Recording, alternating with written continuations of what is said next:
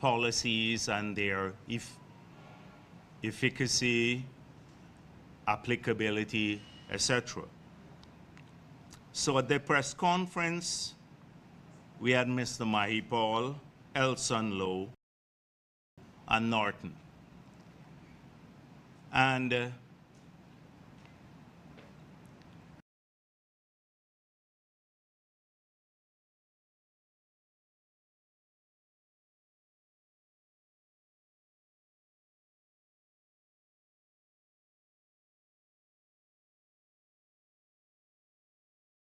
very generous with them. You would not, Mr. Mahipal, apart from the scandals with UG money, has never been in a position to make policies, particularly of an economic nature, in any capacity that he served at in the APNU or in the government of Guyana.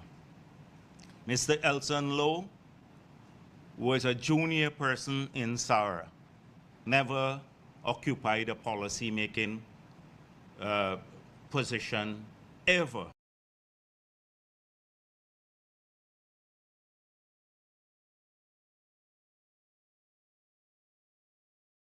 To make policies is very clouded. You don't even know about what he did abroad. That's what he claims. And Norton himself, if you look at the places he served, and he served mainly in the Ministry of Foreign Affairs, he has never been in any policy-making position. So combined, all three of them don't have any authority or any experience to talk about the complex issues, particularly financial issues, that a government by necessity has to navigate in a very complex world with serious interplay between the developed world and developing world, understanding markets, etc.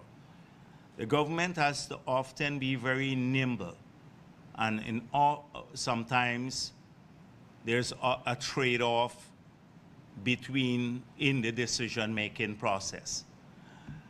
So they would not understand that. And that is why at today's press conference, they basically said the Dutch disease is not a real concept, that you don't have to worry about that in Guyana.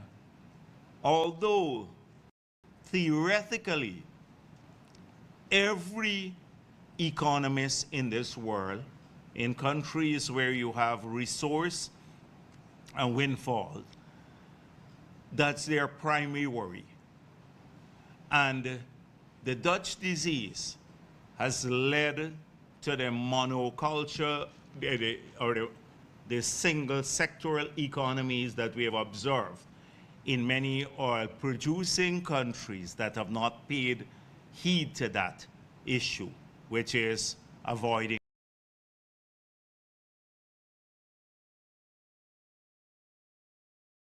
And them, it's just anything. You can just a couple of words.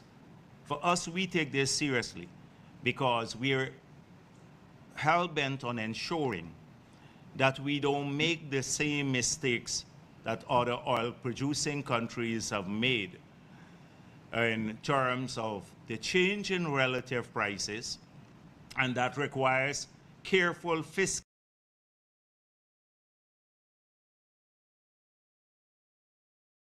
and state policy towards diversification of the economy away from a single sector and creating the incentives for that diversification. And we have done so. We've removed the corporate tax on education. We removed the corporate tax on healthcare. We're very generous with the tourism incentives, so we have new hotels.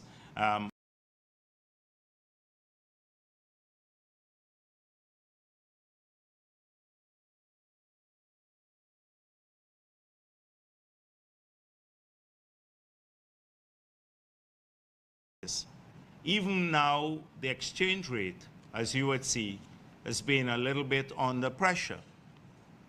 But the good thing that it is not appreciated, because it's when it starts appreciating radically that you then have the lack of, it affects the other sectors, particularly manufacturing and agriculture, and makes them uncompetitive. So for these three persons, they can sit at a press conference and talk a lot of nonsense because they've never had to negotiate a loan in their lives. They've never had to negotiate a grant. They've never had to prepare a budget. They've never had to do trade-offs. They've never had to find, to achieve a set of goals and at the same time keep the economy functional. They've never had that. And so anyone who believes anything that they say must be, as I said before, part of that Kool-Aid gang, willing to believe without understanding that the messengers have no credibility. So when Norton goes after me personally, and he says, which is an everyday thing for Norton, and it doesn't bother me too much, that I would not show up to a debate with him. How could I ever debate A. Norton, who will come with bluster and bravado and wouldn't understand basic economic concepts? I'm not going to lower myself to that level, because it's like I'd have to educate him whilst I'm debating. And I think he's past the age of where you can educate him, and he will absorb it. So we saw that again about, oh, nothing happened. Norton says, repeats this issue. $200 billion they can save now per year from corruption, fighting corruption. So in 2015, you recall at the last press conference, I said that the former Auditor General Anand Gulsaran had said that one of the things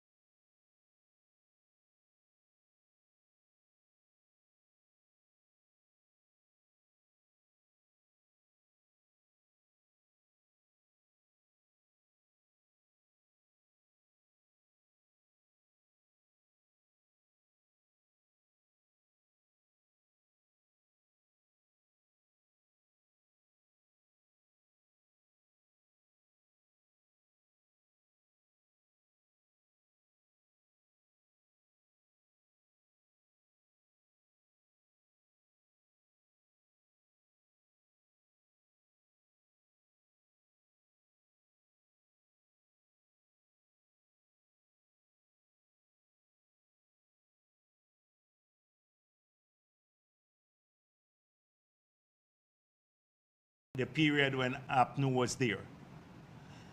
They should have By now, I don't know why they're waiting. People should have been charged by now for that, because the audit report demonstrated that there was a link between the Minister of Finance at that time, the staff of Gael, and the army, and in a corrupt activity to steal nearly $1 billion of fuel in that period.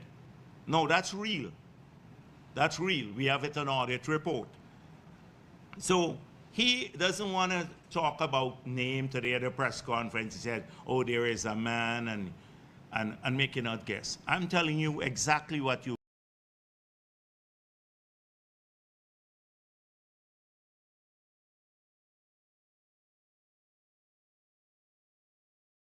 $100 billion from cleaning up corruption. That's all the oil money that came into this year's budget, $1 billion. That was 200 billion Guyana dollars.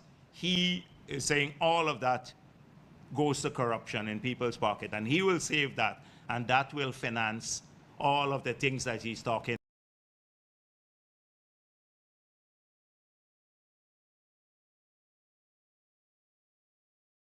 Wants to save then in corruption. They're going to find 200 billion now, and why not expose the $200 billion of corruption where they're taking place? So, Mr. Norton,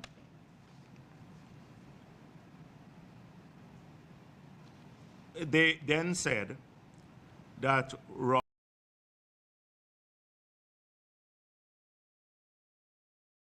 he wants to save $200 billion of the PPP. Now, clearly, Mr. Norton doesn't read. And that's the problem when you have an opposition leader who is busy getting his people to sign blank checks and emptying the coffers of the PNC. I have it on good sources that the PNC coffers had, when Norton assumed office, over $100 million. And he couldn't find $2.4 million now to hold a general council meeting.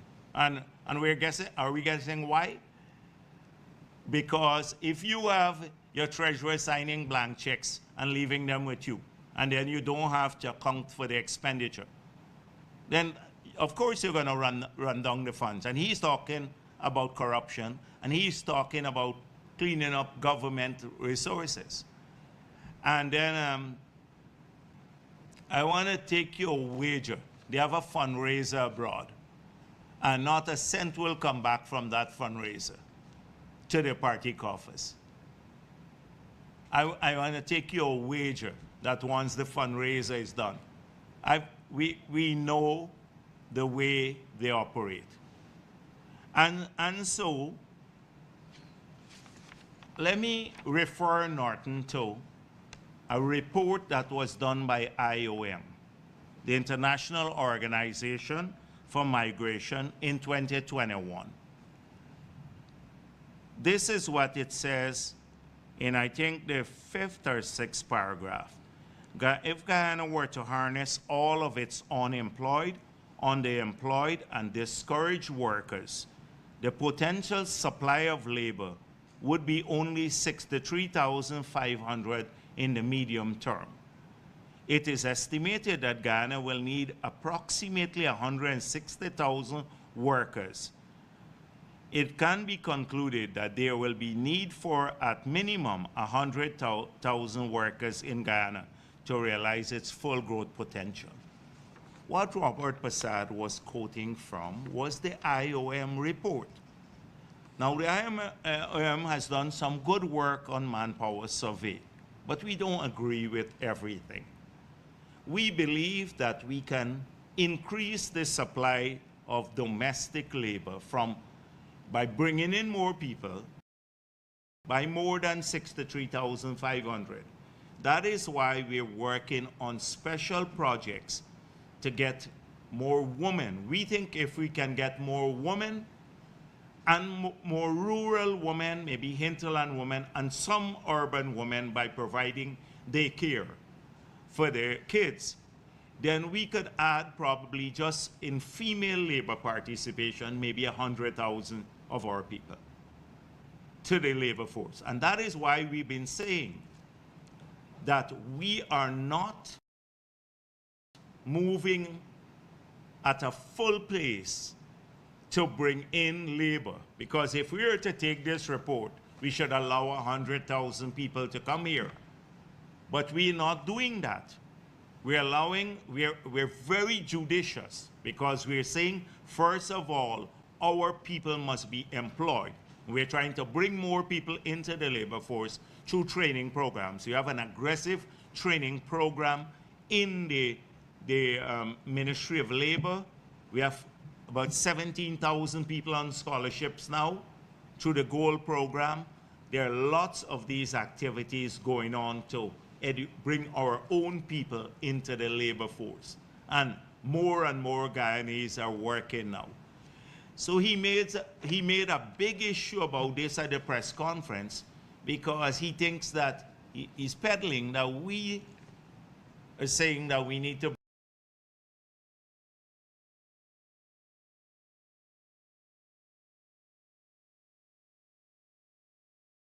activities going on too. But of course, he didn't listen to our plans for the various sectors.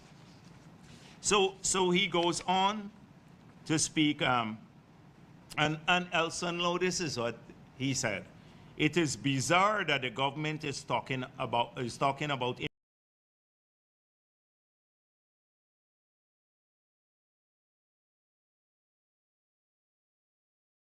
bizarre about that. You can do both simultaneously. You can expand the part-time job program to bring your people into employment and still import some labor. Of course, skilled labor. You are the GRA itself saying that they don't have that question has come up, I think the last press conference when I was there, about the GRA say, we don't have the skills, and we said, fine, if we don't have the skills, but to allow you to do a good job monitoring Exxon's expenditure, etc., then we'd have to bring in the skills. What is bizarre about that? But again, you see this, this whole issue. And then Norton about borrowing. That the PPP is not borrowing to put into people. So of course we're not borrowing to give a handout to eat. That would be for Norton to do. And PNC did that, and that is why when we assumed office, we're using 100% of revenue to service debt, and that is why we lost nearly 2 decades of development in this country.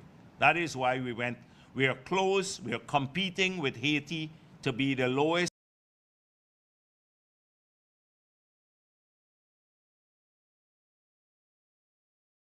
GDP terms in this hemisphere. We are competing with Haiti when we did that.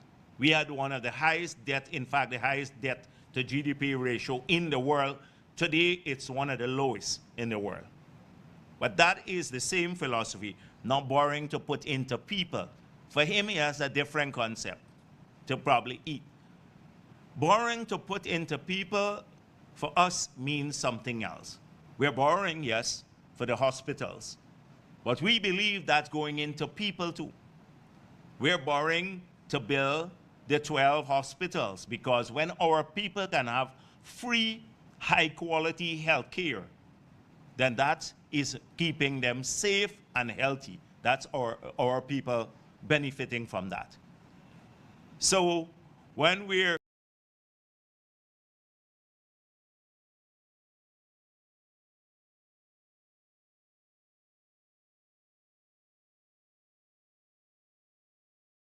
to build low-income housing, it's borrowing for our people too, because it helps to house them better, or for our schools, etc.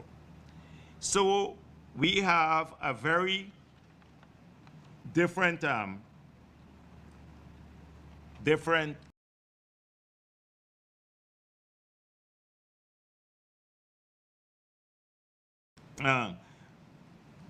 On the approval for green lighting, I see something about green lighting Exxon project in the light of shortages. And he said, I would not go down that road at all. I listened to Jagdeo, and he wants to pull all the oil out.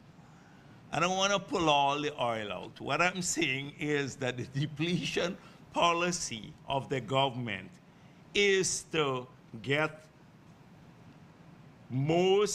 as much of these resources out of the ground as quickly as possible, given the net zero scenario globally, where there would be a narrow window for using fossil fuel, and converting these into either fixed assets in terms of infrastructure that would capitalize future or incentivize future growth, or convert them into financial assets that can be saved for the long-term development of the country.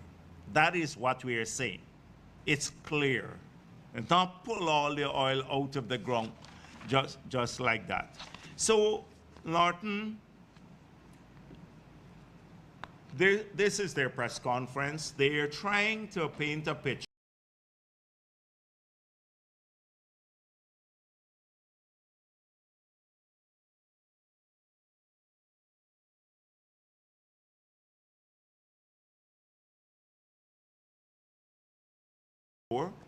$1 billion in this year's budget, and since we started producing oil, we just probably brought into the budget about $1.65 billion.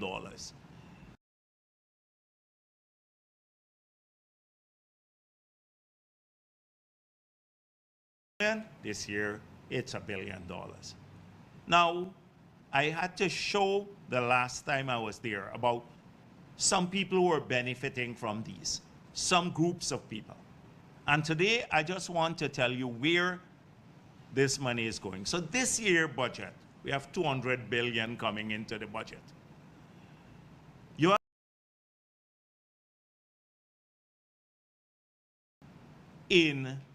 that has to be funded over 2019 for public service employment, that is wages and salaries growth in the public sector. So our public servants are now in 2023 getting $37 billion more annually, given this year. Next year they will get more because you got to have a salary increase. This year, $37 billion more than they were getting when APNU left office. $37 billion, the last budget, 2019 budget. And that's nearly 30,000 people. The children, the school children, they're getting $8.4 billion.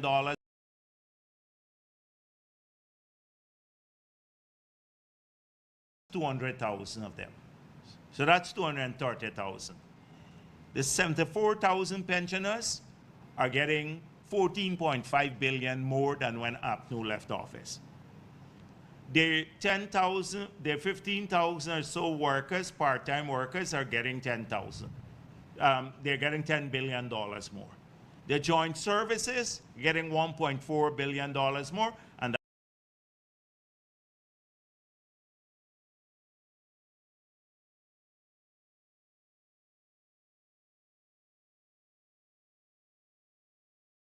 that's 200,000 of them. So that's 230 services, etc. And their part-time jobs. 330,000 Guyanese who are benefiting from about $70 billion more, $70 billion more.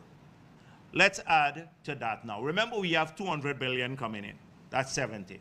So if we add the 5 billion to that we now are set aside for cost of living increase, which we haven't spent as yet. That takes you to about 75 billion. To actually 76 billion, because there's 71.5 with those 5 components, 76.5. We now have 50 billion in this year to develop housing. Now we promised 50,000 house lots. So we're producing those house lots for people, Guyanese, 50,000 $50 billion this year. So if you add that, that takes you to $126 billion. Water this year, $16 billion. So we're at $142 billion. When we look at the growth in the health budget, it's grown from that period, the last budget APNU did, to now in the health sector, $33 billion more. So I'm at education. I haven't put in roads or nothing else. Education and a number of other areas. I can go, and I'm going to expand this list every week. But in those areas alone, in just the categories I mentioned, in housing, water, and education, and health care, that's $175 billion more than when APNU presented their last budget. And remember, we brought in $200 billion from the oil and gas sector. He's saying, we haven't spoken a cent about highways or the new hospitals or anything else yet, or buying drugs for like, or the police. Police, huge expenditure there. We haven't spoken about security or anything. And that's already $175 billion that goes directly to social welfare. To social welfare. Everything that I mentioned here goes to social welfare. Water, housing, health, and those other categories that I mentioned, that where people get direct transfers to them.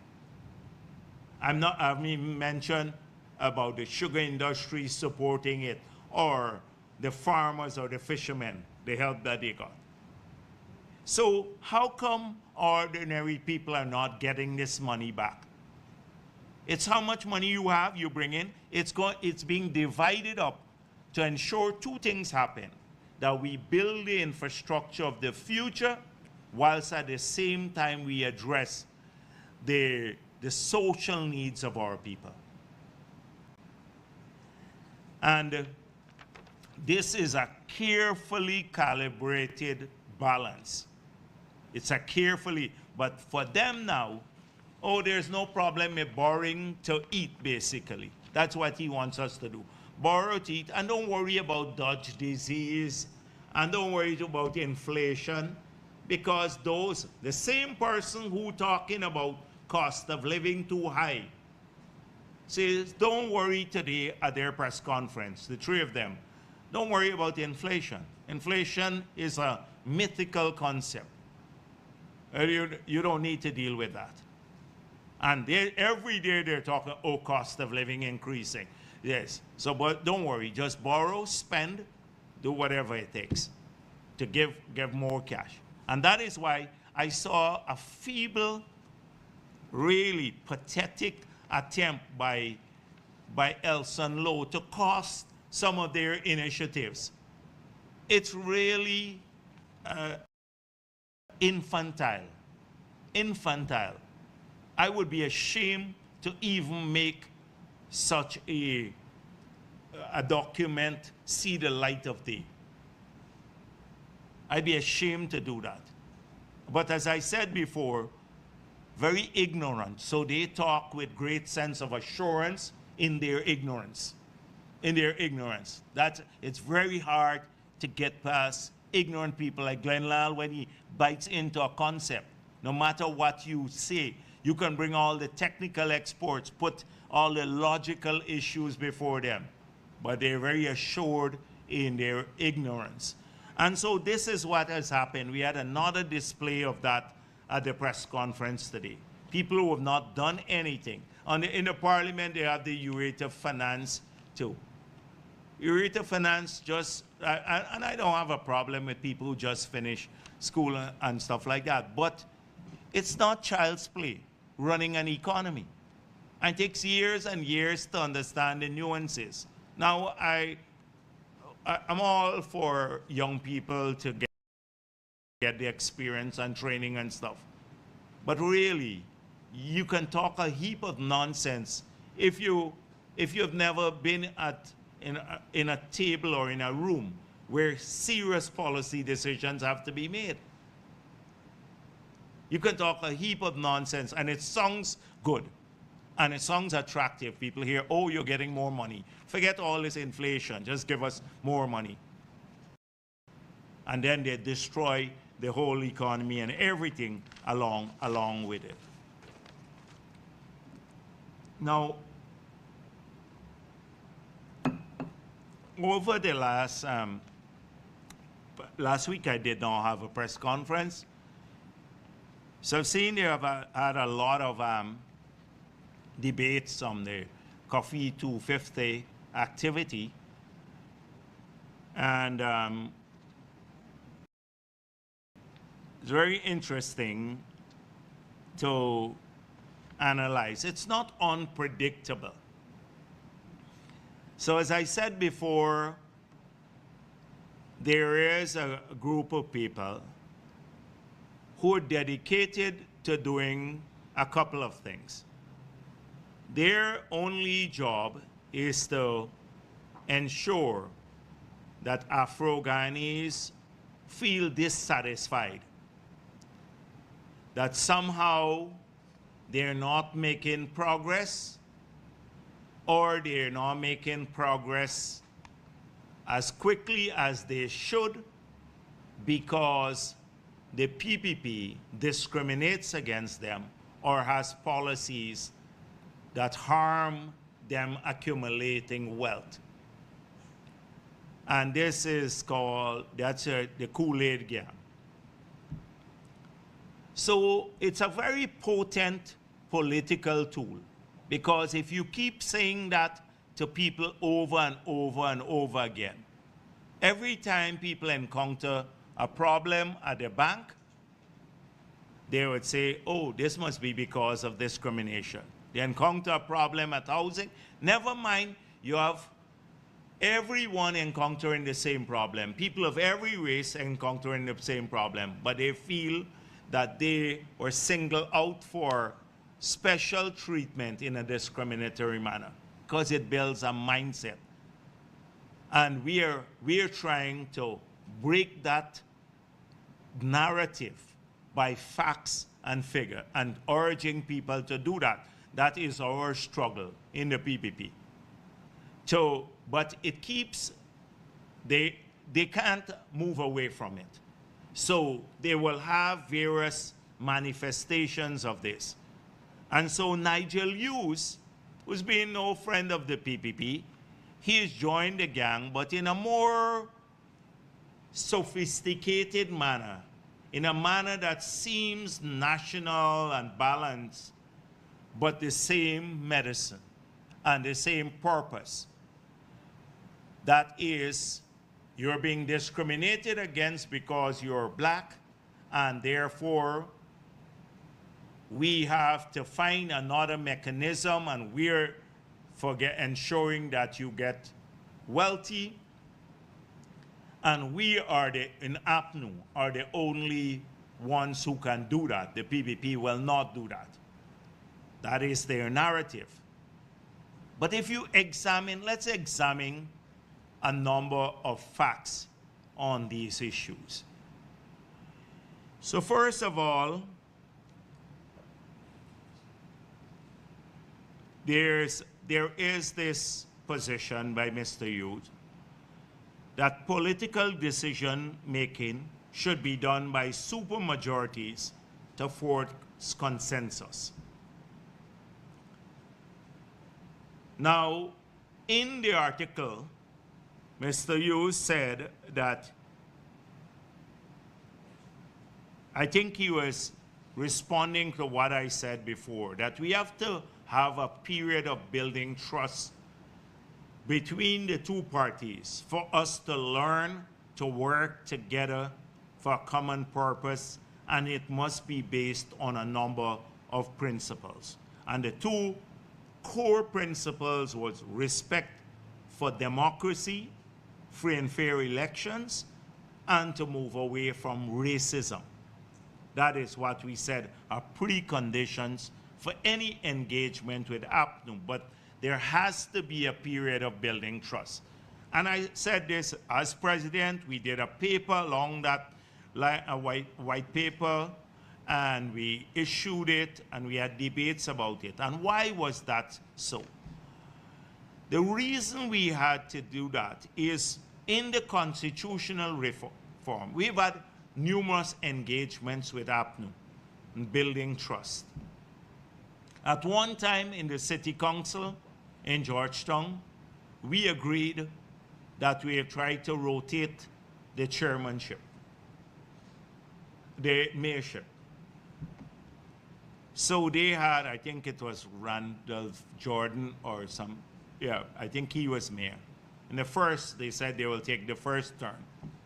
When it was the PVP turn to have Philomena Sahai Shuri there, they refused to have her take over. Two, we've had several engagements with APNU historically, and it has always been bad faith. Three, at the constitutional level, we said, hold on a minute. If we cannot reach consensus at the level of the executive, why don't we build in the parliamentary system is moving away from the Westminster model, an arrangement where at each level it will force some side of some opportunity for the sides to work together. And we did that in the constitutional reform. Right? The Parliamentary Management Committee was basically run by the executive. We replaced it with 5-5 from both sides, chaired by the speaker, so that both parties had to collaborate in running the agenda of Parliament. In every one, we established the 4 sectoral committees, rotating them, the 5 constitutional commissions, the procurement commission, reduced the powers of the president. The service commissions, the 4 service commissions had a greater parliamentary input, all to force consensus. On the Chief Justice, the appointment of the Chief Justice and the Chancellor, we said to force consensus that these 2 top positions should have security of tenure, that the leader of the opposition must agree. And what happened? On that one, I'm not going to go through all the other issues. You've seen the experience at the other committee levels. But on that one, since we passed that amendment, we've never had a chancellor and a chief justice that had been appointed fully, only acting. And I think it's about nearly 20 years, over 20 years. An amendment to force, so it's like a supermajority now, a veto, to force consensus, and it never worked. Never ever worked, and that is at the judicial level.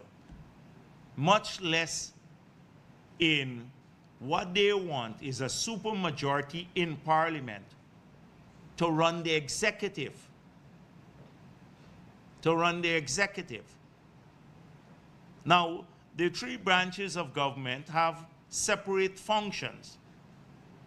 So first of all, if you go to the Parliament, the executive, if it brings in, and why I was suggesting building trust, just imagine people talk about power sharing, and the 2 sides sitting at the cabinet, and they can't reach agreement on anything. You almost become like there's a country next to ours that have coalition governments all the time, and they never could reach decisions on every project is negotiated. You can't be effective. People elect you to get jobs for them, better health care, better education, security, etc. You have a situation where you can't reach consensus and you can't make a decision because of some supermajority. You need to make a decision. Gridlock. You might as well fold up the government. But that is, you notice when they're in power, they never call for supermajorities to do anything. But when they're out of office, Nigel Hughes and the others talk about supermajority. But Nigel Hughes has run a law office. He's never run government agencies too. And again, he could talk whatever he wishes out there. He could muse a lot. A lot of people have ideas. But at every day, if you don't get the salaries paid, or people roads fixed, or keep the lights on, you can debate a lot about super majorities, etc. Then they're dissatisfied. And I suspect that the reason they want super majority is veto power. Super majorities give veto power to the opposition. You don't have to win government. You have a veto power like they had with the Chancellor and Chief Justice. So you tell me which country in the world the opposition has a veto power over the government. Which country in the world? So they want to make it look like Guyana is the worst country in terms of discrimination in the world. I can tell you, like in terms of Guyana, if you look at every branch of government, they reflect the ethnic composition of our country. When you look at benefits, and we'll talk about benefits in a moment, they reflect equity, particularly when PPP has been in office. And so he's proposing a model, the same person who thought that 34 is the majority of 65. That was a super majority. That's what he wants now. So then a no confidence motion would have failed and you wouldn't have had to follow the Constitution. Luckily, we had the CCJ. This is a recipe for gridlock. It has nothing to do with Afro-Guyanese interests. It has everything to do with investing power and veto power in the hands of a few who claim they represent Afro-Guyanese. But when they're in office, we see a very different situation. So now let's talk. So that's one issue, and that the Constitution must be used to ensure Afro-Guyanese benefit from wealth. Now, where in the world does a Constitution do that? Our Constitution operates on the basis that you can't discriminate. You can't discriminate. So this is all flowery language to say to Afro-Guyanese, you're not getting your share, and therefore we are representing you, and we want a constitutional amendment. So let us look at what they've been saying. So some of the facts. He wants an amendment to the Constitution to force the government to have a breakdown of data to show ethnic deprivations. We can show you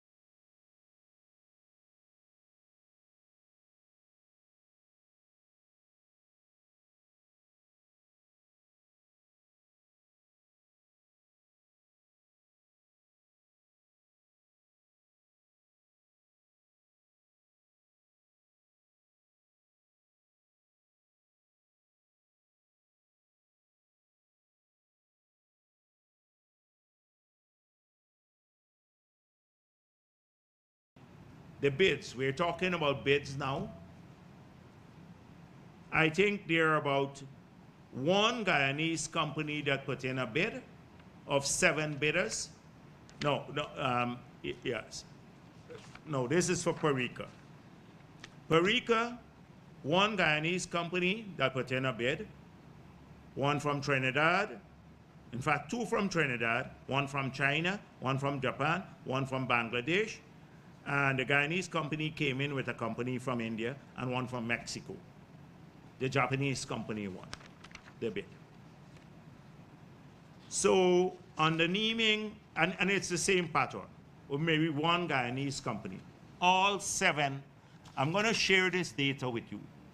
Every one of the 7 new water treatment plants all went to international companies. Not a single Guyanese company succeeded, even the one that bid with a company from India, which is not. They went to the companies from Mexico, Bangladesh, and Japan. These are new water treatment plants. So not Afro-Guyanese nor Indo-Guyanese, nor no Guyanese got it, because these are major new projects.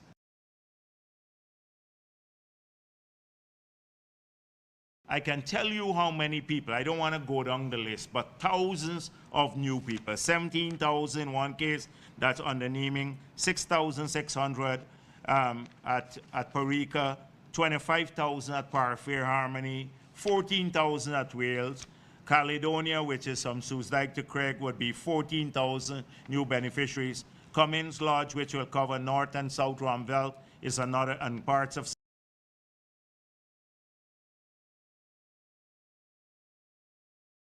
bid with a company from India, which is not cover Nabaklis, Collision, Haslington, and more, Fowles, Paradise, Adventure, Beirut, Melanie. 36,000 people will benefit from these. These are the number of beneficiaries, Guyanese beneficiaries, but not a single went to any Guyanese company of the 7. But he said that no Afro-Guyanese got it, no Guyanese got it. So that's one. Now, there are 12 of them that are being rehabilitated. So 7 new ones and 12 are being rehabilitated.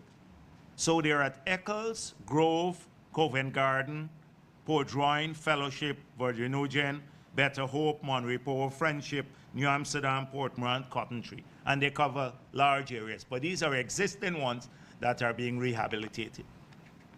So on these, in all of these 12 bids, we have had 2 of them, in 2 cases, one company, Courtney Ben General Construction Services, that tendered.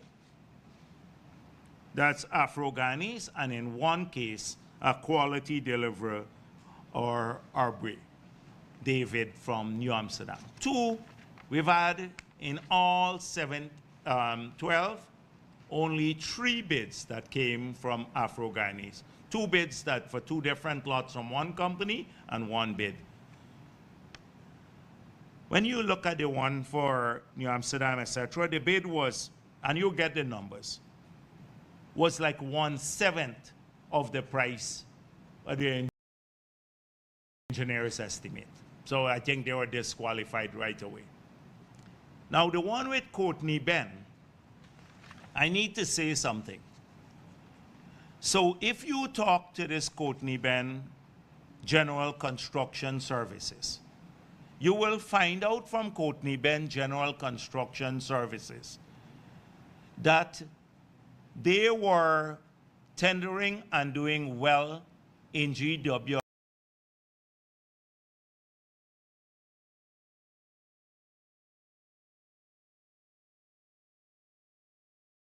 Imagine all of the bids, only 2 companies bid, 2 Afro-Guyanese companies.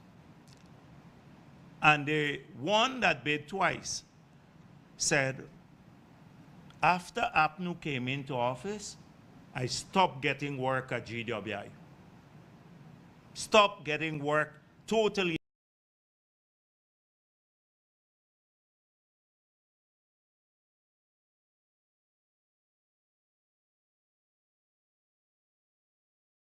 the police wharf.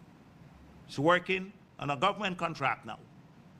But under APNU, he said he practically went bankrupt. Didn't he used to tender all years and work for GWI? He did. This is how much they love Afro-Guyanese. Now, Courtney Ben himself,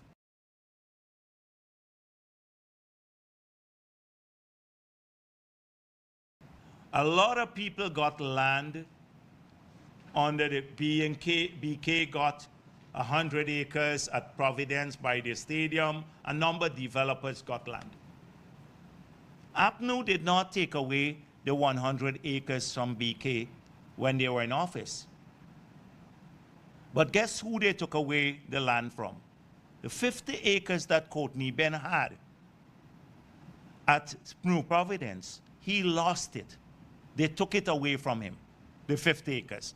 A black, one of the few black persons, maybe, or there were 3 or 4 black persons who got under that. They took it away from him, the black person, and then he didn't even get back his money that he paid.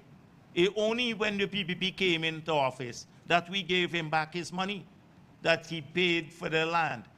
They took away his 50 acres. That's how much they love Afro-Guyanese. You ask how many Afro-Guyanese went bankrupt in that period. How many Indian businessmen, big ones who were carrying bribes to the offices of the ministers, were getting contracts. And they can tell you their experience because they were forced to, many of them. But they were getting the contract, they were buying it. That is the experience. So when Nigel use and APNU talk about love for Afro-Guyanese, more black companies went bankrupt in the 5 years of APNU than anything, any period in our history. Well, there were none practically in the period up to 1992 because the whole country was in shambles. So what experience, what have they done for Afro-Guyanese? They took away the children grant, so all the black children were deprived too. They took away the water for the pensioner, all the Afro-Guyanese were deprived. In Linden, they gave land to only a couple of people. Today, more people are getting land in Linden. We have more people employed in Region 10 and Linden now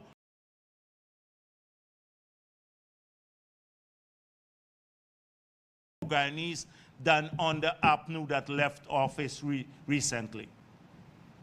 How is this love reflecting itself? And they want equal balance. More Afro-Guyanese have scholarships now, maybe 6,000, 7,000 of the 17,000, more than that maybe, because the last count was about that. 17,000. That's six, maybe 7,000. I'm being conservative here. Have scholarships.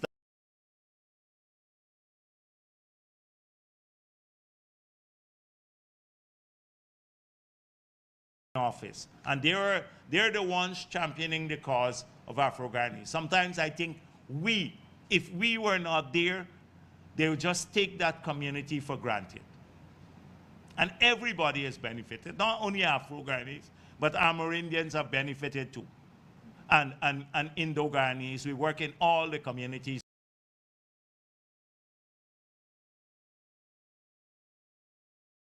Couldn't get when they were in office. And they're the one about your love for Afro-Guyanese. This is what they want to keep people dissatisfied. You're not getting enough. So never mind, I got nothing under them. But I'm not getting enough under the PP. I'm only getting a house lot here, but another man getting something else. So you keep people dissatisfied, but they will never do anything. And this is the fallacy of all of this. Every time a Nigel Hughes and the others talk, they will go through that. They can't deal with the fact that more businesses, etc. Now you have more Afro-Guyanese contractors, not a few big ones, many small ones, because the few big ones, even a couple of them who started off under APNU. One man told me he started off, and before he reached home, they were calling him for money. Practically bankrupt him. Practically bankrupt him.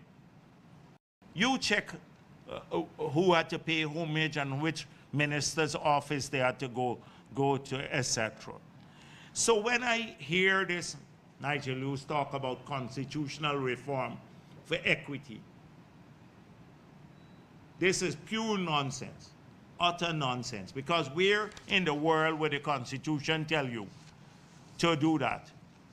It's people to ensure equity. In fact, if you look at every aspect of the allocation of oil and gas money, I just pointed out to you some sectors where nearly $170 million would be spent. And those are in health, that all of our people will benefit from, housing, and the children, the pensioners, etc. That goes across the board to all of our people, regardless of your race. That is how it goes. So they can just go around. I saw Rick Ford Burke. It's the same kind of trend. Now, his organization hosting an activity in Washington to talk about this.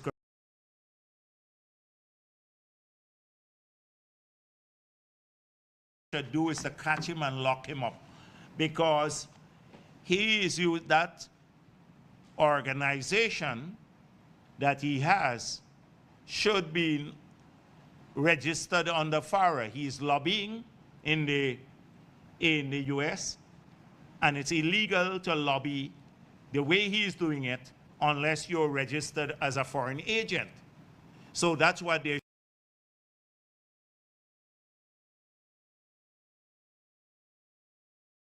other places, that he is doing that. He's collecting money for that purpose. And I think he is ripping people off. He creates this organization. He has to generate activities and to have profile, and then he raises money to do this. So that's what he's been doing. And then we know that he's a criminal. He tried to extort businessmen for money here. So anybody who associates with him, they're associating with a criminal type, a criminal in Washington. And we will make this point, you know, and I don't care which congressman or anybody else who wants to be part of a criminal network, because that is what he has. I don't care about that. Because at the end of the day, the people of this country matter, and particularly those who live here. They matter. So we will robustly take that on, and we'll point out all of this. In fact, he'll get some robust engagements there, and we'll embarrass those who will be part of these activities, because we point out there are links to a criminal who is living off of the US and probably living illegally off of the proceeds in that country. So I just wanted, I'm going to share with you some of this information. And another thing is that they use, the same Nigel use, he talk about water treatment plant. No Afro-Guyanese person has an oil block. Well, a few maybe have gotten Indo-Guyanese from the past, a long past, but nobody, not Indo-Guyanese, Afro-Guyanese will get a new block, because you have to bid now. Now, if they bid and they provide the signing bonus and everything else, because people like to flip these blocks, then they will get it. But this is not like Indo-Guyanese getting it at the expense of Afro-Guyanese. And those who got blocks, many of them now are thinking about getting, because they've spent large sums of money in Kanji and Kaitshore especially, and they have not gotten commercial oil. So they're out of pocket now, seriously out of pocket on the exploration. They would only be able to recoup all of the costs for the failed exploration if they move to a project, because without a project, they have no opportunity to do that. So again, this is the kind of mood. It's keeping people dissatisfied. And that is why we need to present facts to break all of this fallacy.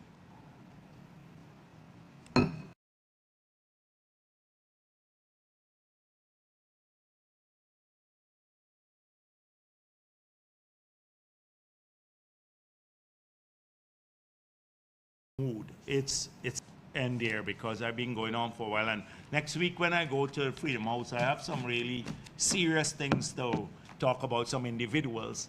Yes, but I don't want to contaminate the government's press conference by dealing with all of that today. Thank you. Good afternoon, sir. Kiana Wilbur, Kaiser News. Just a few questions.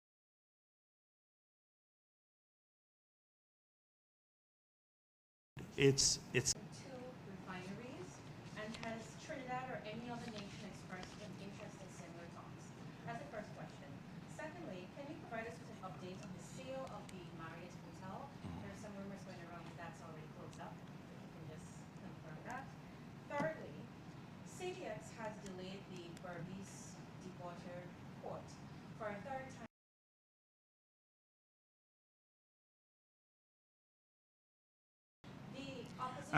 so let me start writing now, Gana. One, sale of Marriott, two. The first one was on the thinking behind. Thinking, two refinery. Yes, and if any other nation Okay. has expressed an interest. The second is for an update on the sale to Marriott Hotel. Yes. The third is CGX and the delay for the Deepwater Port. If government is concerned about its ability to deliver, Okay. with there being a third delay. And the fourth, the political opposition did table a number of amendments. Can people hear you? Because one of the complaints I've had Yes, is that people, the questions are not heard. So it looks like a monologue that I have all the time, and I'm responding to questions, actually. You want me to go to the bathroom and repeat? Yeah, or, Just rehash the questions. okay. Just rehash our questions. All right, maybe I can, yes. You got your microphones there. The fourth, the opposition would have tabled a number of amendments, one of them being the need. I know it might be better if we get her to, you have a microphone here, or, all right, I'll do this press conference, but the next one, please arrange a microphone so that the reporters can get that. And then people will hear their questions too, yeah.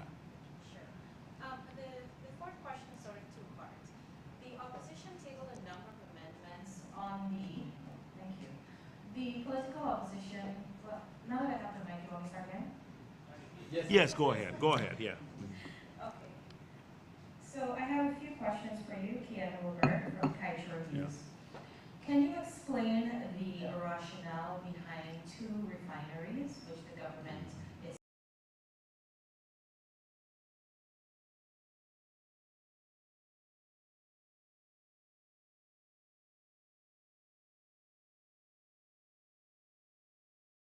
nation has?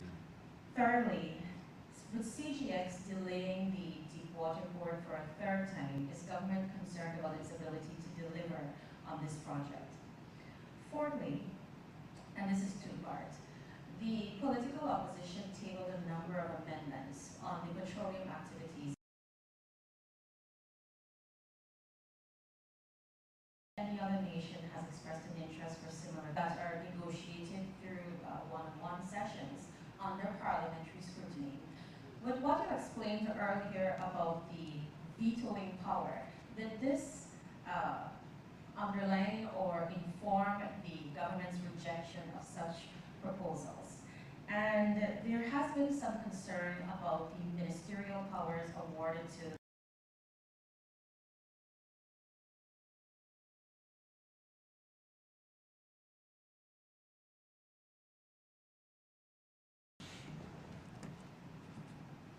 So, yeah. This is back on? Okay, all right, so now I can come back on, yes. So, we still are exploring one refinery, but we've had several interests. So we have we went out for requests for proposal. We have several of those. There was a first round evaluation. We're waiting for more information. But even as we do that, a number of other countries are sending in proposals to us, etc. At the end of the day, if it goes forward, it has to be on conditions that are good for our country. And they have to meet all the financial and technical requirements. But we don't have the capacity for 2 refineries now. There shall be, if that project goes forward, the 1 refinery. Simultaneously, we are looking at storage, strategic reserves. So one of the reasons we wanted a refinery was to ensure national energy security. And we're exploring what it would take to toll some of our crude and what fee we may have to pay for tolling the crude, and then bringing back the refined products and storing them, like in the US they have strategic reserves. That might, from some initial numbers, and I don't have preliminary numbers, it could not only guarantee national energy security, but also we could have a significant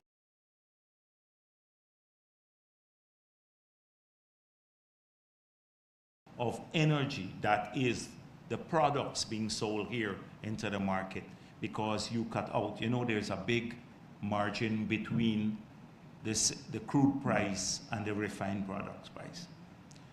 So that is being explored too at the same time.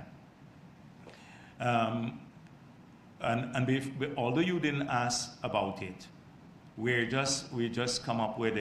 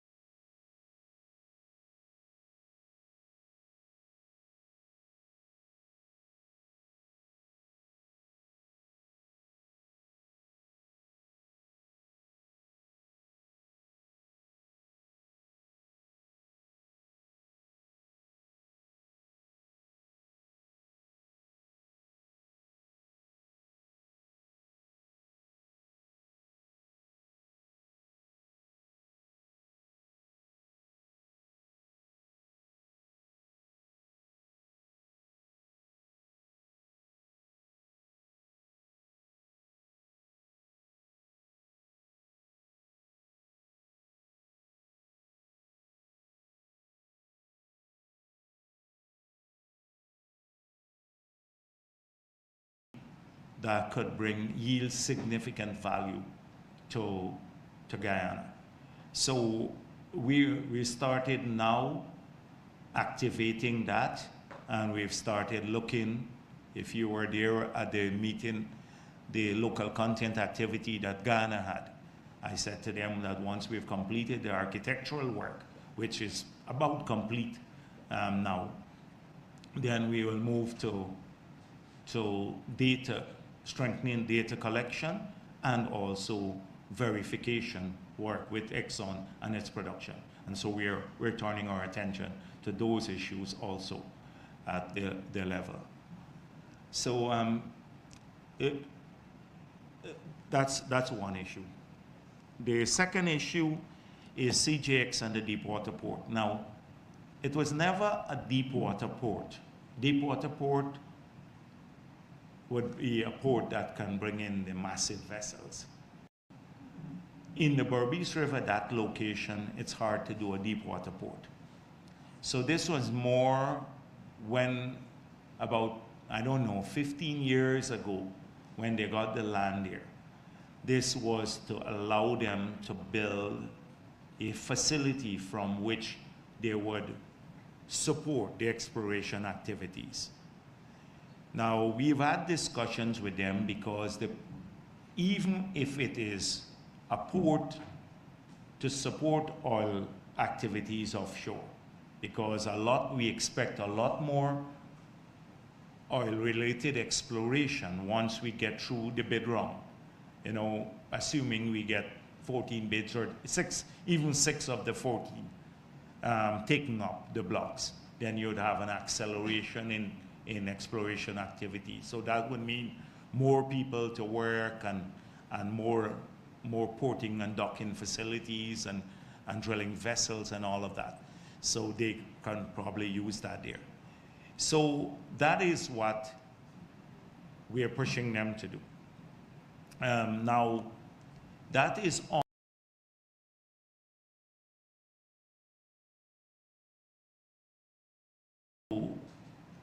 the other things that we discuss about relinquishing some blocks and making a decision on whether they move to production in the remaining, for the areas where they said they've found oil. So it was never intended as a deep water facility. A deep water facility would mean that you can bring in like the Panamax vessel.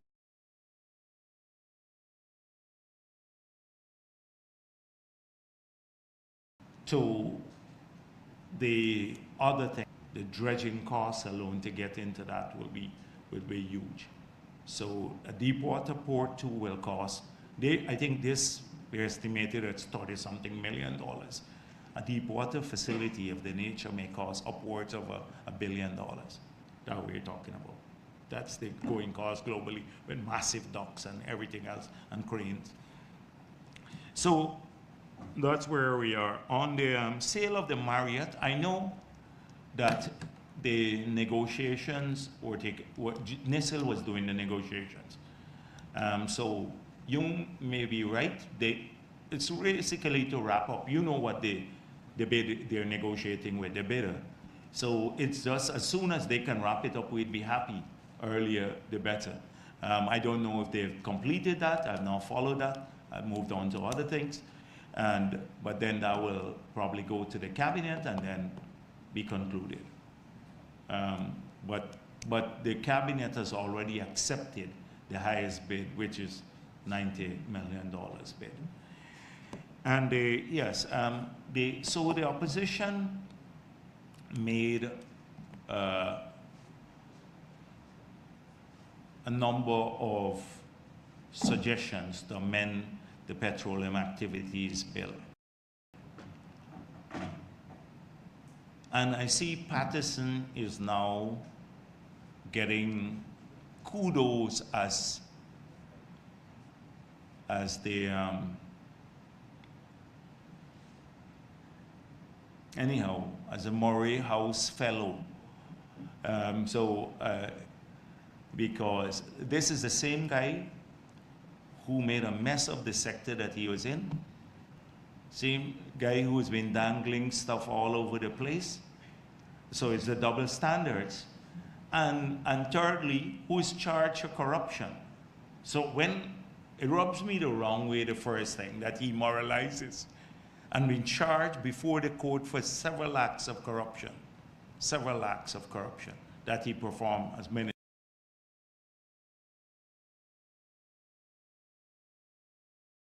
Exhaustive. We just had to drop some of them and not even move on. So, because he likes to moralize when he talks. And that's why I'm a little vindictive too, because I want to really, he's a low life, and I call him that here. So he's very vindictive talking about it, and people of high moral standing could afford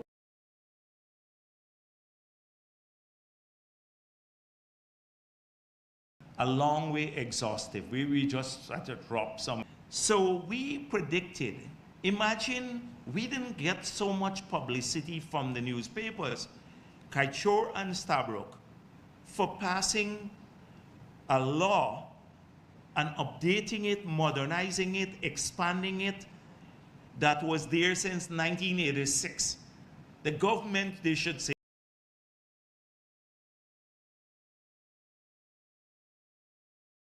to public consultations on it and passed it.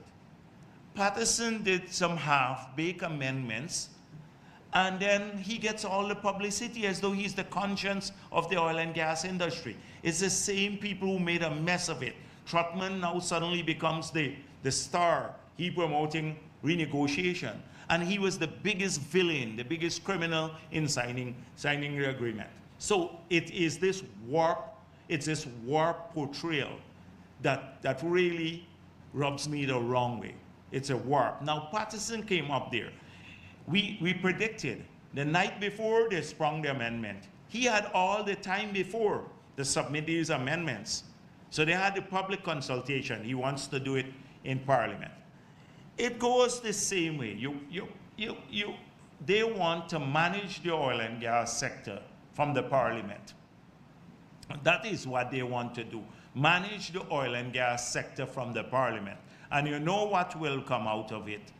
The same people who were defending Exxon and defending that contract. Ramjatan said the contract is the second best thing since independence. Second best thing since independence. Now for the public show, they want a grandstand. They're the conscience of this country. These people, Exxon walk all over them. All over them, Exxon and the others. They can't do that with the PPP and with us. We're clear about what we want. If we defend something, we defend it because our interests coincide and it's good for the country. Not because it's good for the Exxon or we're in somebody's pocket. I saw Glenn Lal paid some man to do a documentary on Guyana and cussing up the reporters. All of you are bought out by Exxon, the judiciary bought out by Exxon, and everybody. So we do things because of that. So you think we're going to hand over the management to the oil and gas sector to the Parliament, where the grandstanding takes place? They would just shut it down for vindictive purposes, because they're not happy when people get jobs. They're not happy that the part-time workers are making money now. They're not happy for anybody. They just want to see failures. They failed in government and to do anything on the architecture. And you think we're going to hand it over and give them veto power, almost? Now, and there was one point you made, oversight. Oversight. Now, this is why that a lot of the authority now, when Trotman ran off on his own and signed things, the minister has to act, one, in accordance with the law. If he acts outside of the law, and the law is clear about how he exercises his power, but he has to do so in most cases where it matters, with the approval of the cabinet. So he cannot, unlike the old legislation, he cannot do it on his own. It means a collective scrutiny of the documents and the exercise of his power. We can't vest that in Patterson or Norton. We can't vest that in them. We vested it in a larger group that has collective responsibility to the people of this country. We made it clear. A lot of the amendments had to do with the Petroleum Commission. We said there shall be a Petroleum Commission at the appropriate time, and when that comes into being, that the powers that have to be migrated from the minister to the commission or from the cabinet to the commission shall be done at that point in time. And a lot of their things were about the commission. So that is why. But what rubs me is these half-baked amendments and some people getting all, excited about these in the newspapers and stuff like that. And I look at it and say, is this a nonsense that goes? They missed the core thing. We passed a new law. Now we have a modern framework for managing the oil and gas sector. The law is comparable to laws around the world, modern laws. And in most countries, the authority rests with the minister. With the minister in most countries. It's a comparable law that is modern, not 1986 law. We should be celebrated for that. And we should, but we're not looking for a pat on the back, but just to take this sloppy piece of work that he did and elevate it to sometime like this is a seminal piece of work that will change the industry. This was the same thing. And now the new PSA is in effect now. So he didn't find a problem that he wanted to do a 2% agreement that they were defended, 2% royalty. But he wants now, we have increased it to 10%. So he wants to put in for the public show between 10 and 15%. No simulation, nothing, to look at if we remain competitive. If we move it to 15%, you could effectively shut down all the exploration money and, in fact, future oil flows to Guyana.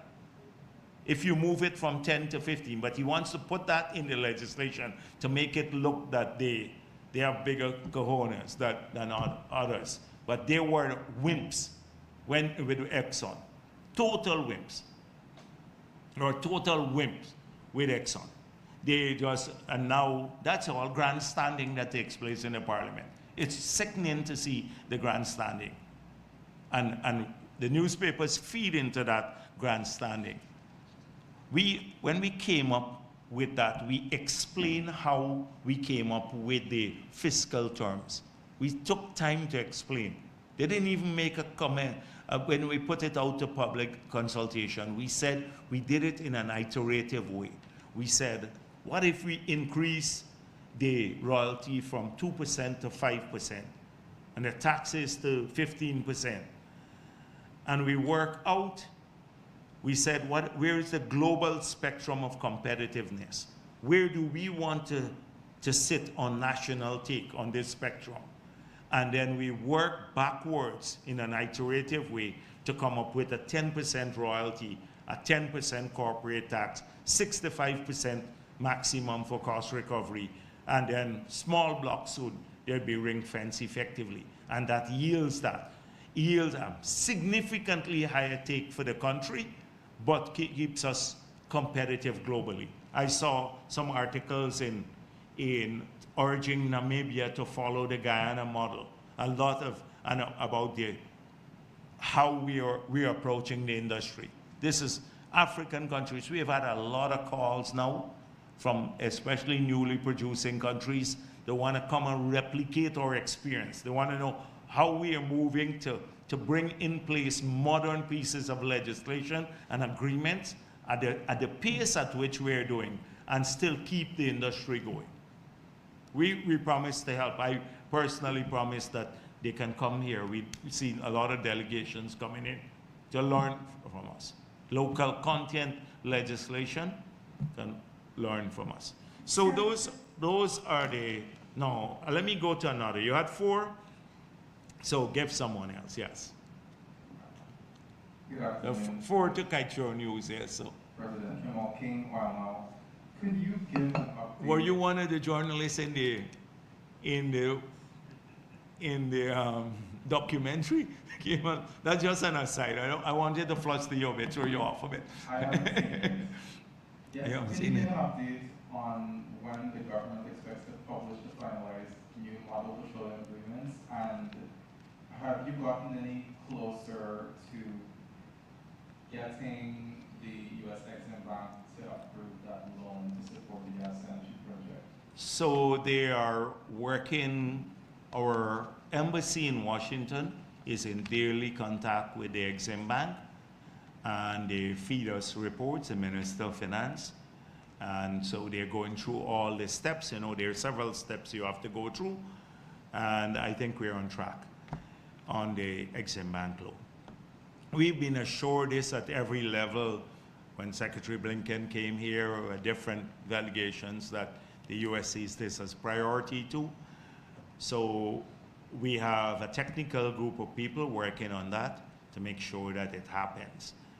The model contracts, I think by now, I asked the ministry that we should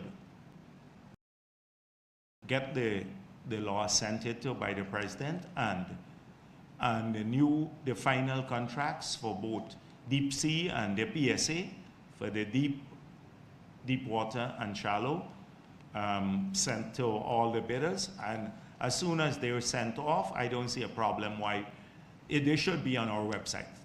So let me find out from the ministry where exactly they are, but this is a priority now, given that we have set, I think it's September 10th. I don't know the exact date. I think it's 12th, September 12th, as the deadline for the submission of the bids. So we need to get that out to the bidders. But all the bidders have been familiar with what's going on, so they've probably seen them already. Okay, if we can come back to the loan. Yes, do sure. you have any indication that, what I'm trying to get is, do you see this process right now as just procedural? Do you get the feeling that they will approve the loan?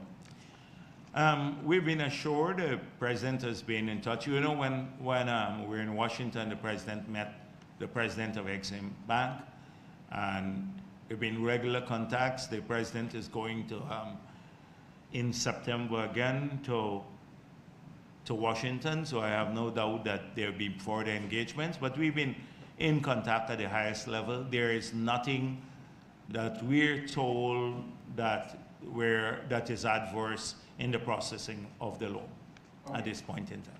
APA Corporation, oil company that has stakes in the offshore Suriname, has said that there are some discussions between Guyana and Suriname or something like that to have floating LNG developed, like a joint development. Could you speak to that? Oh, we always keep an open mind. It's not discussions to finalize anything. We explored various ideas. In the beginning, about 2 years ago, I went to Suriname, and we were even exploring that, whether at that time the president had visited and he asked me to go follow up on some issues when we were talking about this energy corridor. And at that stage, I discovered that they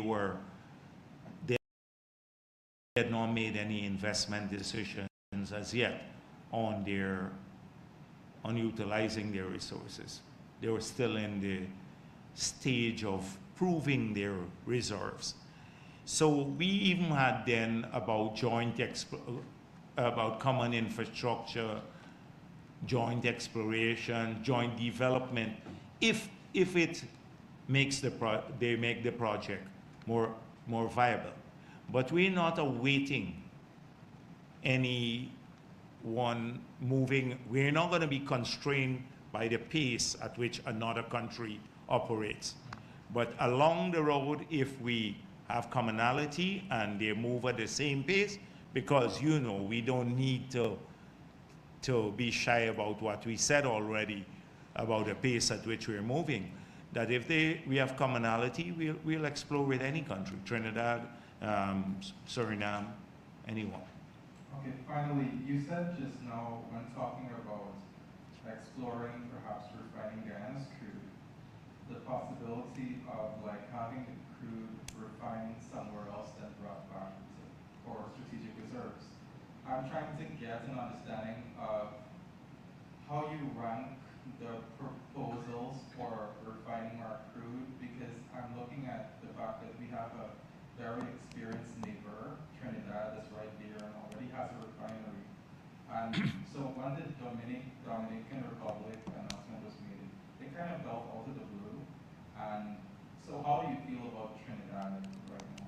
No, in Trinidad, at one stage, there were some discussions, but if we are doing a refinery, it will be here, because it defeats the purpose of your energy security, and you have the refining done in Trinidad.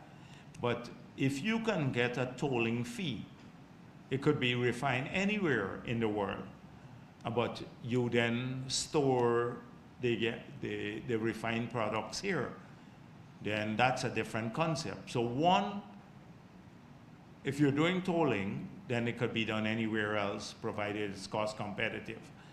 If you're doing the refinery, it has to be here, because what if there is like a disruption in global supplies or regional supplies for an extended period, then, and the refineries in Trinidad, that doesn't help us. So those are the considerations. Right. Yeah. Dr. Jagdeo, a few questions. Firstly, do you think that the present administration is playing into Kaicho's narrative, since the present administration is the one in a past time developed the program for the Marriott and is now presently questioning or answering Kaicho News questions as it relates to Marriott sale? Is this administration into promotion of Kaicho News? Why, at some point in time, this administration does not question Kaicho News' motive? It seems that the PPP administration is in the promotion of Kaicho News. That's a strange logic. But the last time you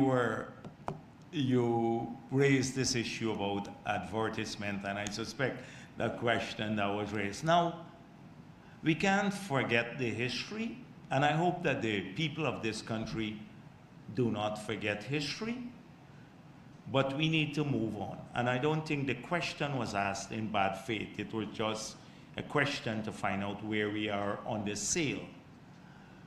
And I don't think a lot of the reporters have the same obsession with madness and like Adam Harris and Glenn Lal had with about everything we did. So it's not just the Marriott. The Marriott was supposed to be a corrupt project under the PPP. Glenn Lal said that he had evidence about who owned the Marriott. APNU could not find any evidence. They know it's 100% owned by the government, but Glenn Ladd promised to supply the evidence that somebody else owned this Marriott. He never did, but he persisted in that for about 15 years. He had about over 200 articles when I was president about talking about corruption on the Marriott program, that it was all corrupt. I was doing it for friends and all of that. That it would be a white elephant. APNU said the same thing. They were going to convert it into a hospital, that it was a corrupt project. So we can't forget this. So Christopher Ram said the same thing, everybody. And we persisted. Where would we have been without the Marriott today? Because, and secondly, when we went out to tender, first of all, we were told don't sell it.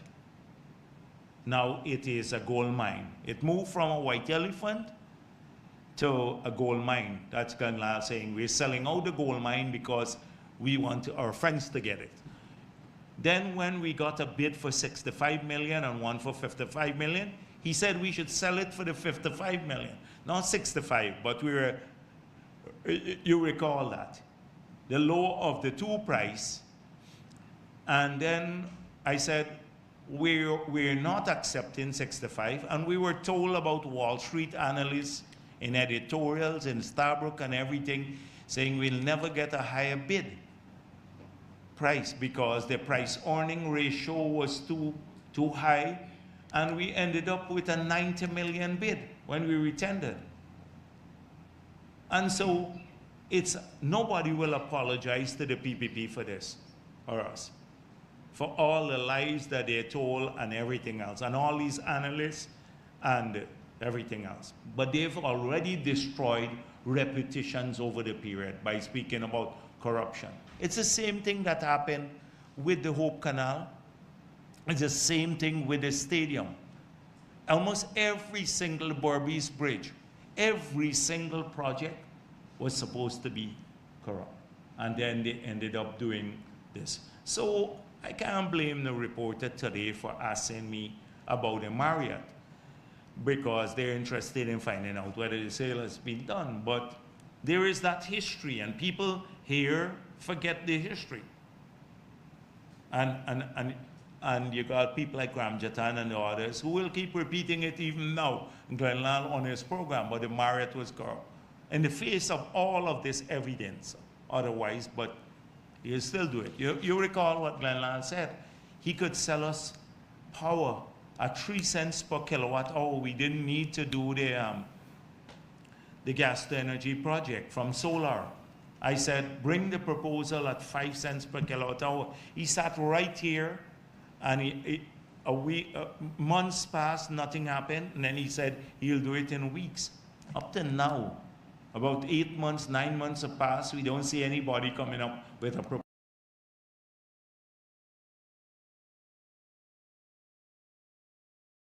Recently, I saw a story saying there's no evidence that the gas to energy would result in cheaper power.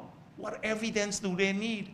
The gas to energy project will generate power at 4 to 5 cents per kilowatt hour. So the evidence can't be in the project. The evidence is in government policy. And the government has already stated in its policy that it will sell at 11 cents per kilowatt hour, which is half of the current price today. How could you find that evidence of that there will be cheaper power in the document? You will see cheaper production costs, but not cheaper selling costs. That's a policy-making position. We could sell it for 50 cents, 12 cents, 11 cents, 18 cents, 9 cents. That's a policy-making, because this government made a commitment to people that we want cheaper power for our manufacturing sector and for our industries and for consumer. That's policy. But big article, no evidence. Citizens tell somebody that there's no evidence it would result in lower power. It's pure nonsense. So, yes, we've had a lot of that. And a daily thing. I go through the headlines in Kaichur News, it's a daily thing. And he gets some unsuspecting Africans and stuff like that. And the people have great goodwill because they speak generally. They don't speak about Guyana. And then he portrays it as they're talking about Guyana. He should interview the people who came from Ghana, the large group of people who came from Ghana, and find out if they're excited about what's happening here. He should find out about that group. And so yeah, that's how Dr. Jagdeo, recently Keith Rowley, Prime Minister of Trinidad and Tobago, made disparaging comments about Guyana and our the exchange rate in Guyana. And the intention was to belittle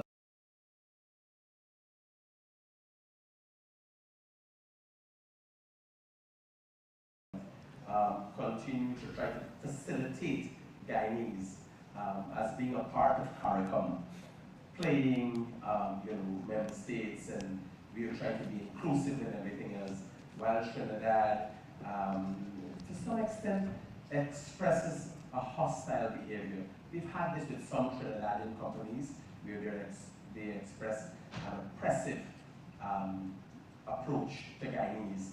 How do you address that? Well, first of all, we heard about these comments when we were in opposition a lot, and about how cozy they were with APNU. And we found a couple of evidence of that, and we know why. I think some companies gave APNU a lot of funding in that period. There was no protection of Guyanese business in the oil.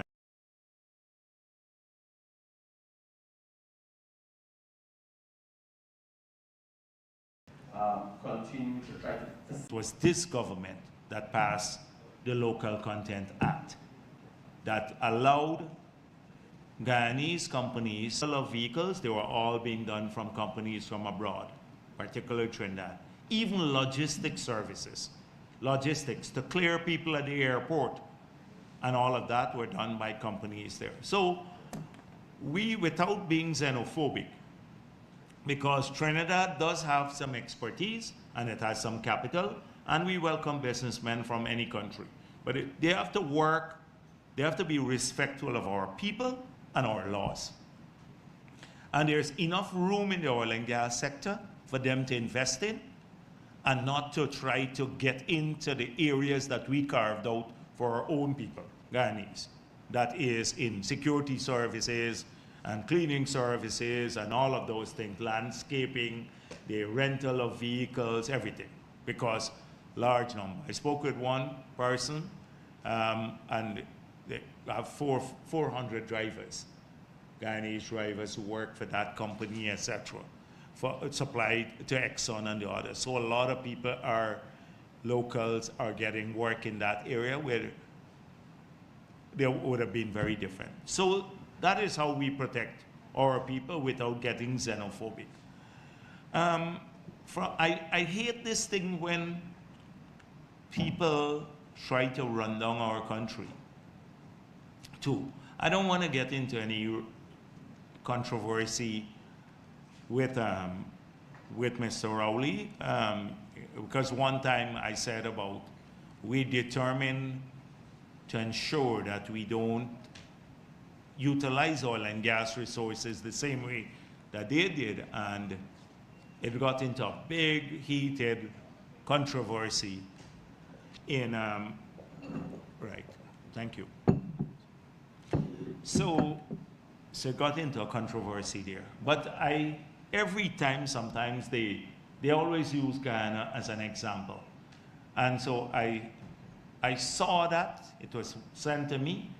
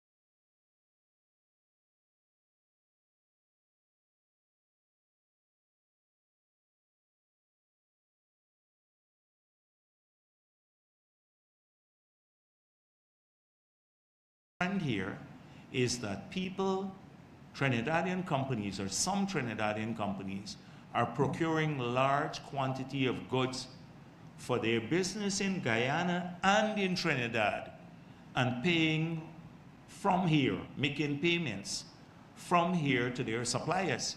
So they're utilizing our foreign currency to make those payments. So I hope Mr. Rowley looks at that too. Dr. Jagdeo, recently a representative of someone who, corrected McDonald, sitting MP and a representative of the Teachers Association on a program that she had recently, made or facilitated comments about East Indians in Guyana. How does the PPP administration... I hope positive comments. Well, they were not positive comments. They were negative comments. But I didn't see that yet. Suggested that East Indians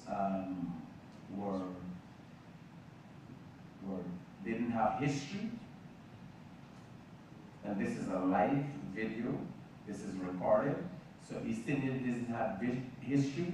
Someone called in on the program and suggested that East Indians did not have history in Guyana, and their actions were one of an illegal background, and in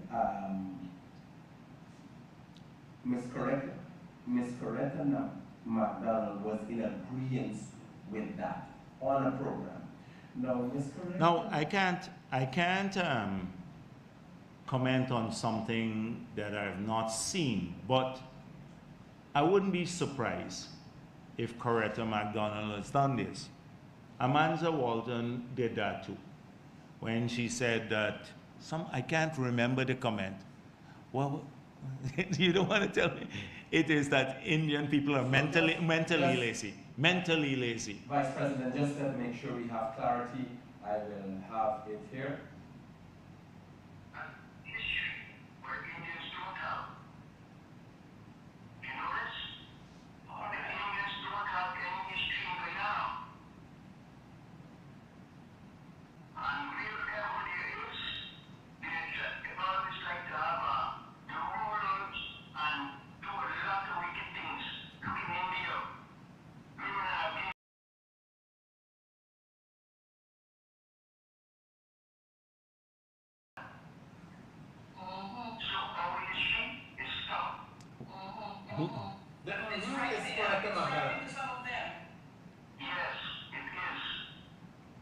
Yeah, well, I know. I heard enough. I don't want to waste my press. In agreement, Yes. in agreement is Ms. Coretta McDonald. How do you respond? Bear in mind, she sits at the head of an organization that oversees the people who educate our children. No, but this is it. Coretta McDonald has been politicizing the teachers' union. I know Coretta McDonald, who used to come to my office as leader of the opposition and complain for hours about how APNU was not even meeting with them, not fulfilling the commitments, the agreement that I had done when I was president, where the union got 100 duty-free vehicles for teachers and all of that. So she's a very duplicitous character. And I get what you're saying, because this union represents people of every race too. Is she saying to the Indo-Guyanese teachers that they're useless, basically? And, you know, but Indo-Guyanese have often been at the brunt of it, and that's not seen as racism. When Amanda Walton just got away with it, saying Indian people are mentally lazy. Can you imagine if somebody else says that? There'd be protests outside their home, etc. So these are people who are jaundiced. They have nothing to offer anyone. And for them, if Afro-Guyanese believe that they represent them, they don't. They represent an elite. That is how Amanda Walton got a plot of land, and 2 family members got land in Linden, but ordinary people didn't get land in the last government. And the same thing happened to all of them.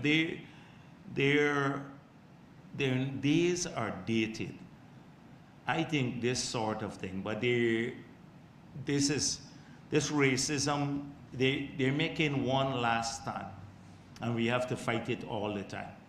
Somebody should report her to the ERC. Someone should report her to the ERC. And yeah.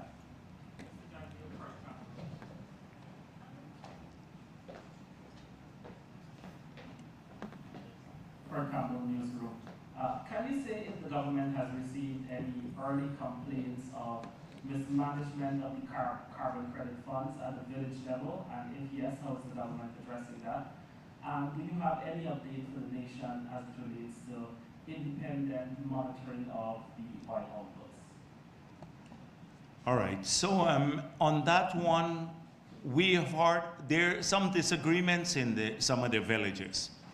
So again, you don't have 100% consensus as to what to utilize the money for.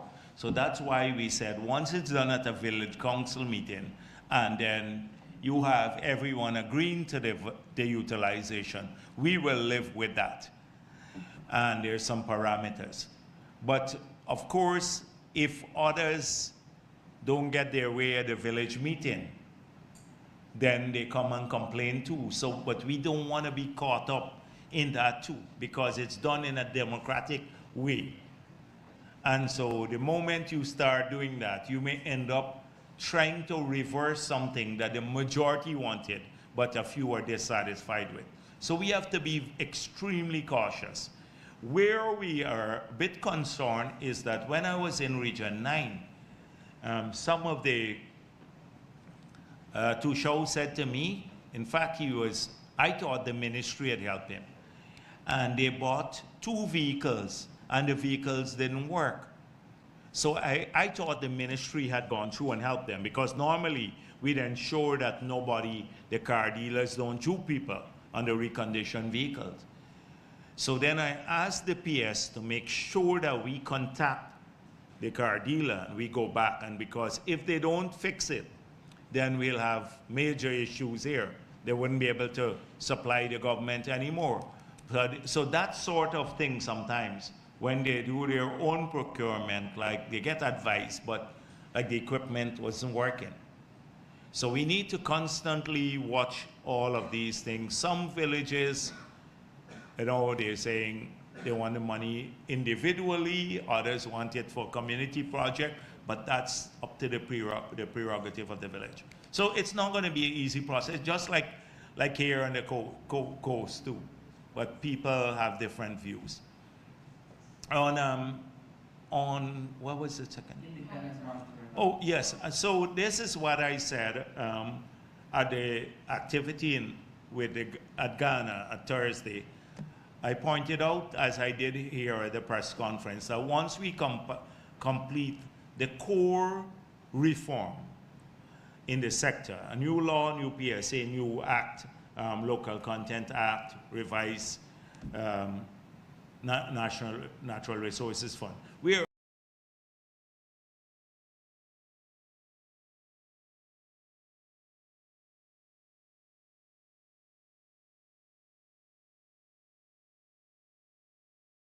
developed improving data and verification of production. So that's where we are going in the next wave of reforms. Yes, Dennis. Mike Dennis. Mike, yes.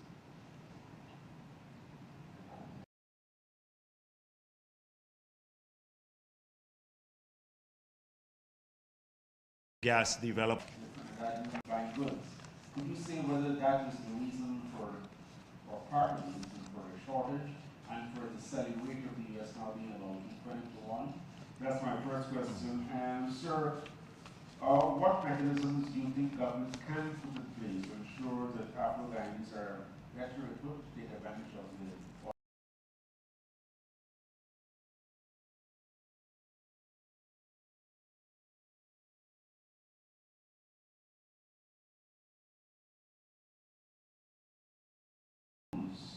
or opt to use the greater consensus and legislation that will be acceptable regardless of potato right?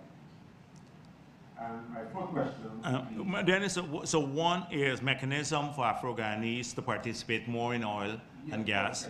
They're parliamentary committees. Yes. Parliamentary committees. What are the other? What's the first one? And the first one is whether you believe that the exchange rate. Oh, the exchange rate. Exchange rate. Whether Yeah. this is a result of the Trinidadians buying Yes. using the market. And fourthly, Right.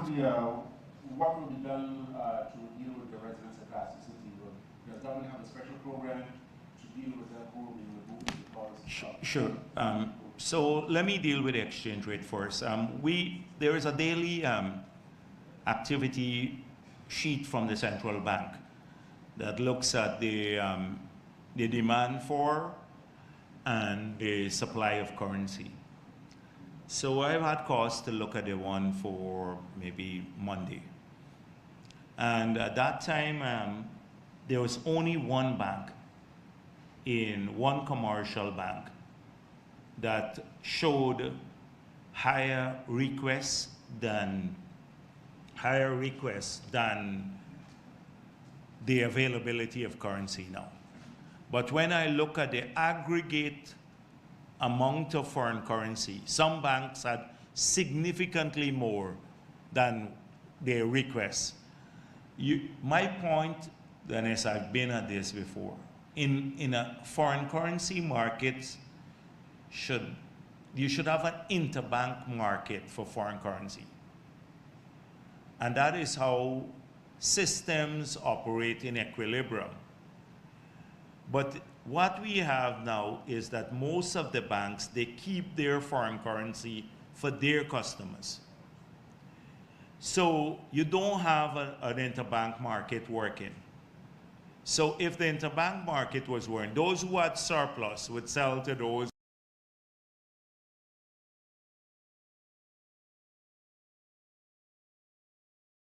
market clears across the board, the aggregate market, the national market, but that doesn't happen. So people go there. When they can't get it there, then they go to 4 other institutions. So then the demand gets replicated in 4 other places because they can't get it at time. So it had gone up and then it came down back. I look at the average daily rate at which it's traded. So it's around that. It's hovering around the 216. It went up to 218, 220, came down back to 216. That sort of thing. But as I said before, keeping it there with this influx of foreign currency too is an important thing, the equilibrium. Because if it appreciates too much, you know the problem we'll have. So we are watching it constantly. We're constantly watching this. We're watching the daily movement of balances and all of that. And if necessary, the government will intervene to smooth out the market. We've done that on several occasions before. But we can't also, we have to examine those who are requesting the foreign currency at some point in time to see if there are unusual spikes from some people based on what we have observed, this payment for goods for another country. That's the first one, the foreign exchange. So what mechanism for the oil, so that Afro-Guyanese can benefit more? If you look at the oil and gas sector, if you go on the shore base and everything else, and look at the composition of the staff, because we track this, it's mainly Afro-Guyanese. Maybe there are 400 or 500 drivers that are needed, 3/4 are Afro-Guyanese. We've been tracking this because Region 4 mainly has the bulk of the oil and gas opportunities. So if you look at even the rig and stuff, the operations, so we don't believe Afro-Guyanese are excluded from the oil and gas sector. That's one. 2, we're training everybody, including, I was in Ling Avenue and I said, get the people up to train as truck drivers and carpenters and masons and everything else. So we have an aggressive training program through BIT that we could get more and more people equipped for this sector. And as I said before, through the Gold Scholarship Program. So that's the mechanism, but not, and then the local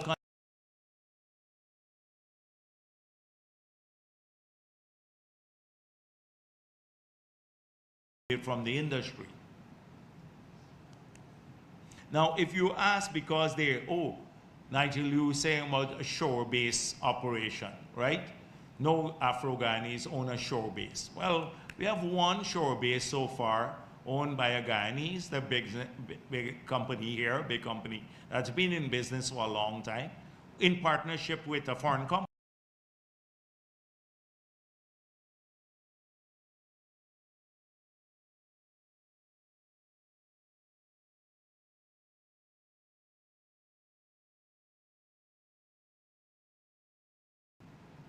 $400 million. So I guess anybody could come up with a project of that nature. But it's not like shore bases are being built every day, everywhere.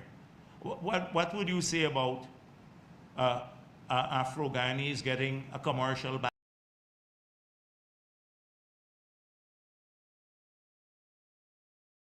A long time.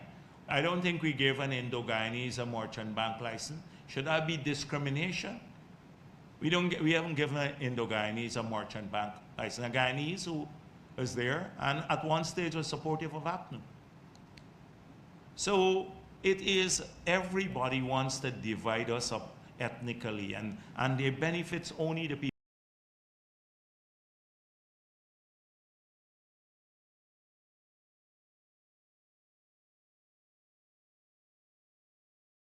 Guyanese benefited. She benefited from contracts herself, but not Afro-Guyanese. What did they do? What did Nigel Hughes do in the 5 years? So yes, that's the second issue. Parliamentary management. I believe that the sectoral committees should operate more. They should function more and better.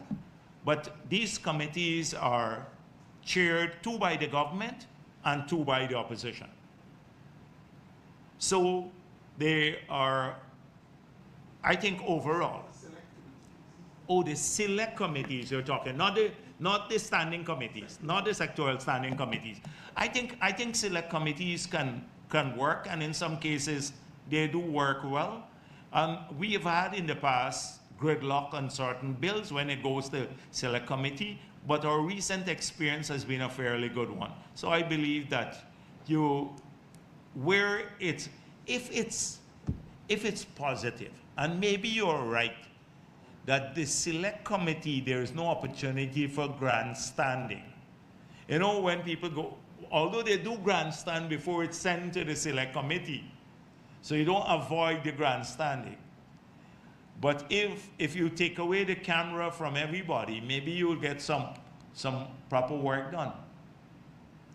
But APNU often is not interested in that work. Like, they could have submitted all their ideas long before, when we were seeking consultation, when we open up for consultation, and make an issue of it. Do a press conference and say, look, we have 31 ideas here. We want 31 ideas, and we want to make sure we explain ourselves. This is what we're doing it for. They wait for the parliament the night before. So but maybe we should explore it. I don't have a problem with select committees, and particularly maybe complex legislation. This legislation on the petroleum activities bill was a straightforward piece of legislation. It's as clear as daylight, everything that's there. It's not complex.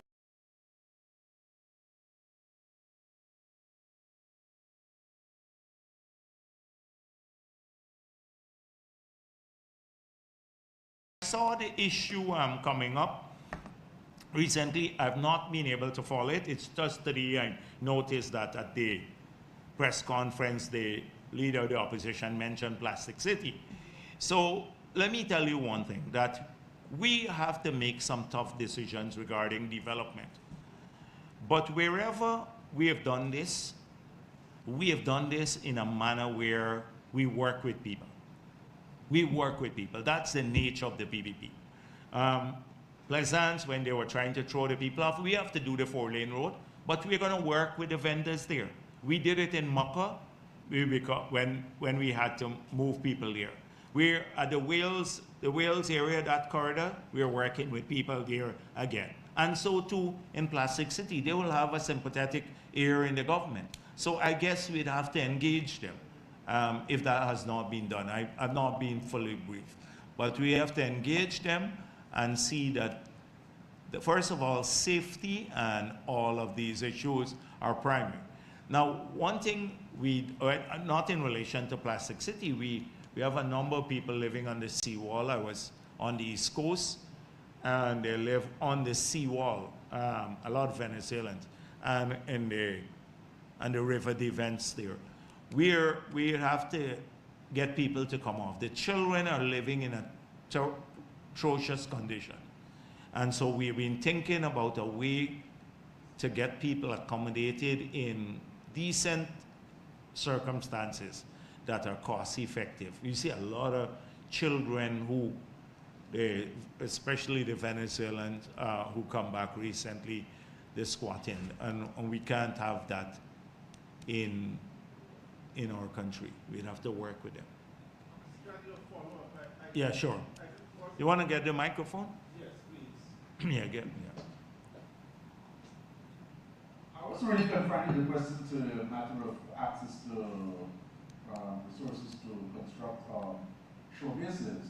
But I think Mr. Hughes is referring to a one-year-old report in which he said that there was systematic exclusion of Afro-Guyanese from the award of gold export licenses and a number of other areas which... Okay, yeah. But I just gave so you... I was wondering broadly if you have a mechanism in place in which these people will be... opportunities will be afforded to them eventually through some special scheme so that they But Dennis, this is buying into the premise and the campaign of Nigel Hughes and the others to create this air of people being dispossessed. So I've just pointed out a number of areas. Take, for example, public service. Public service employment is mainly Afro-Guyanese. That's a $37 billion increase in public service employment costs since we got into office, leaving out the part-time job. $37 billion.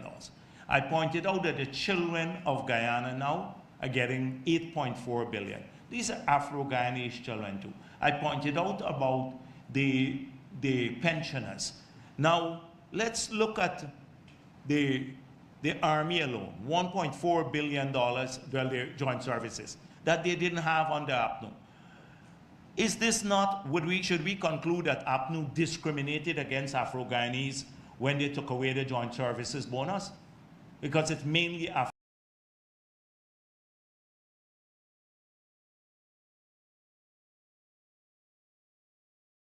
people being dispossessed. So I've just licenses they developed historically.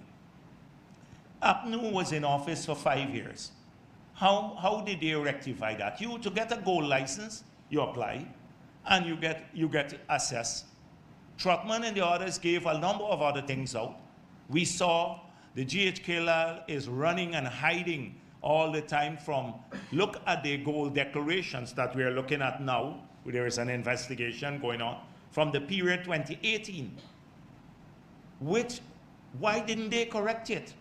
It's not that their PPP discriminated by taking away anybody licenses. They were there for 5 years. Why did they not give somebody a license? Because how many people applied? That is the question. How many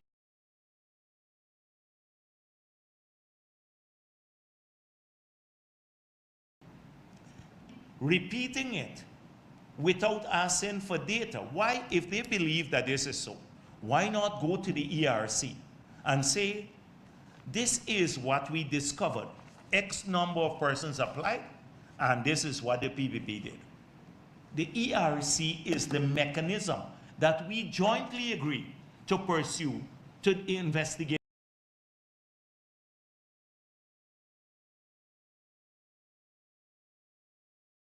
The ERC is, you can't go and make a general speech like that. All the water treatment plants, not a single Afro-Guyanese. And when you look at it, it's 2 bids you had from Afro-Guyanese. And the man that they're claiming that we discriminated against, they threw him out of GWI. And since we got back,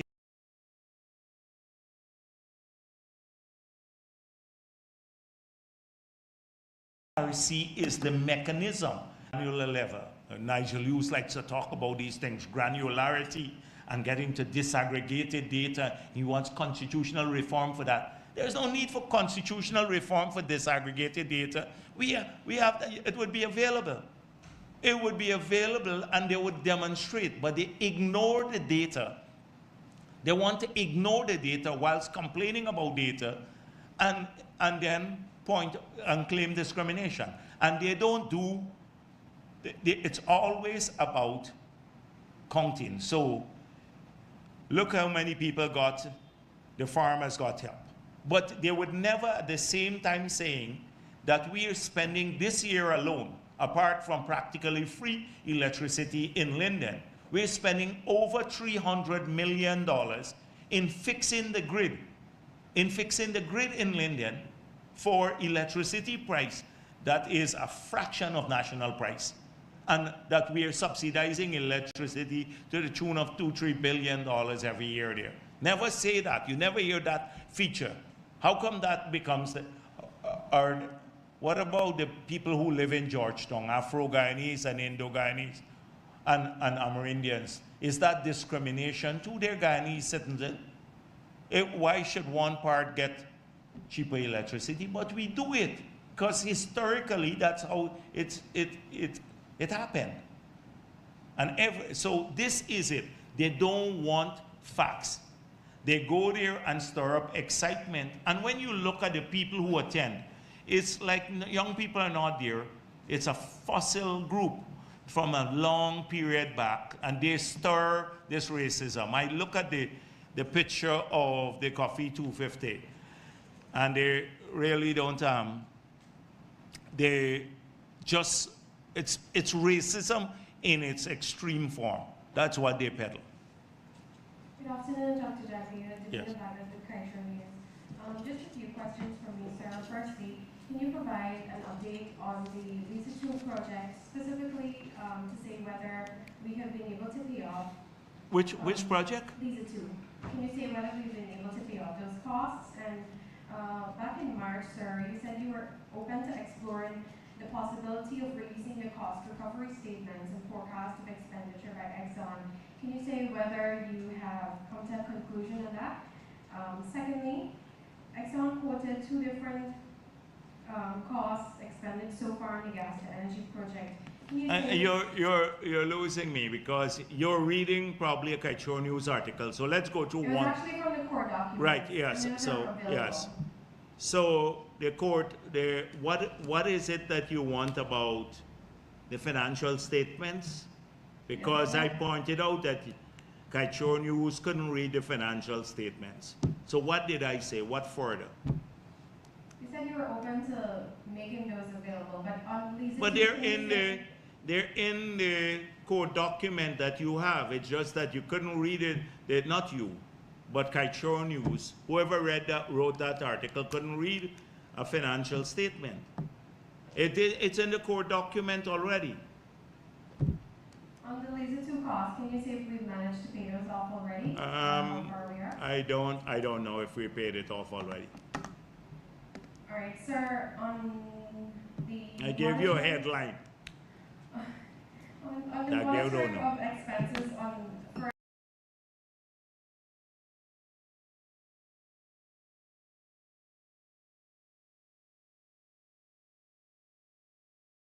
those prior to that being incurred? We are monitoring all the costs on the gas to energy project for three aspects basically, which have to be done by the government, so we have a full understanding of the costs. So the preparation of the site, so first of all, Exxon, the preparation of the site, and then the award of the contract for the pipeline. Those were costs borne by Exxon. So far, we saw the tender documents that went out, and even in cases where they had to select the companies because of long lead time, we're aware of those. And the three other components, that is the NGL facility, the power plant, and the evacuation of the power. Those are financed from the government, and so we are fully aware of those costs. Thank you, sir. Finally, from me, the opposition today called for government to justify extending the relinquishment provision for the Stavo block. They were calling for a document to show, for government to show how or why they are extending the period, based on how their operations were impacted. Can you say?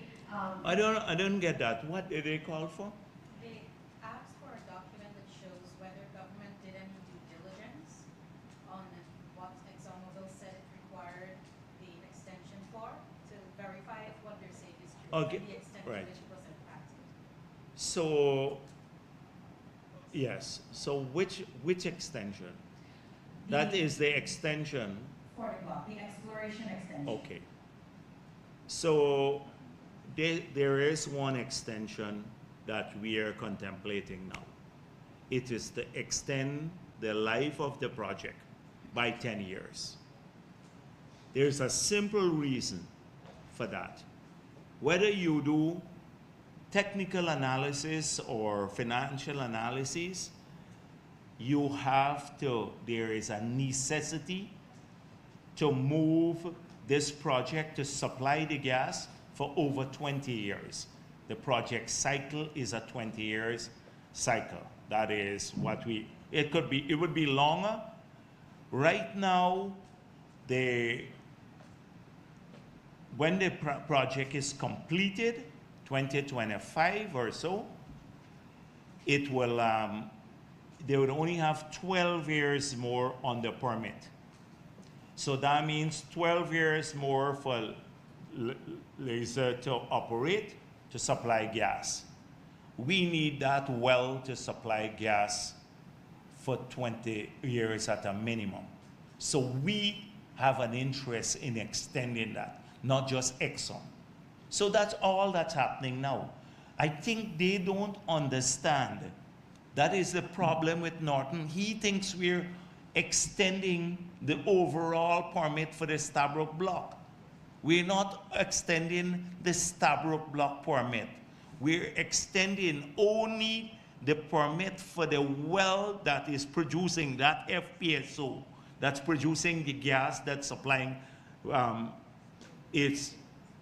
the Wales project. Now, because we are not extending the Stabroek block, they have certain relinquishment provisions that will kick in.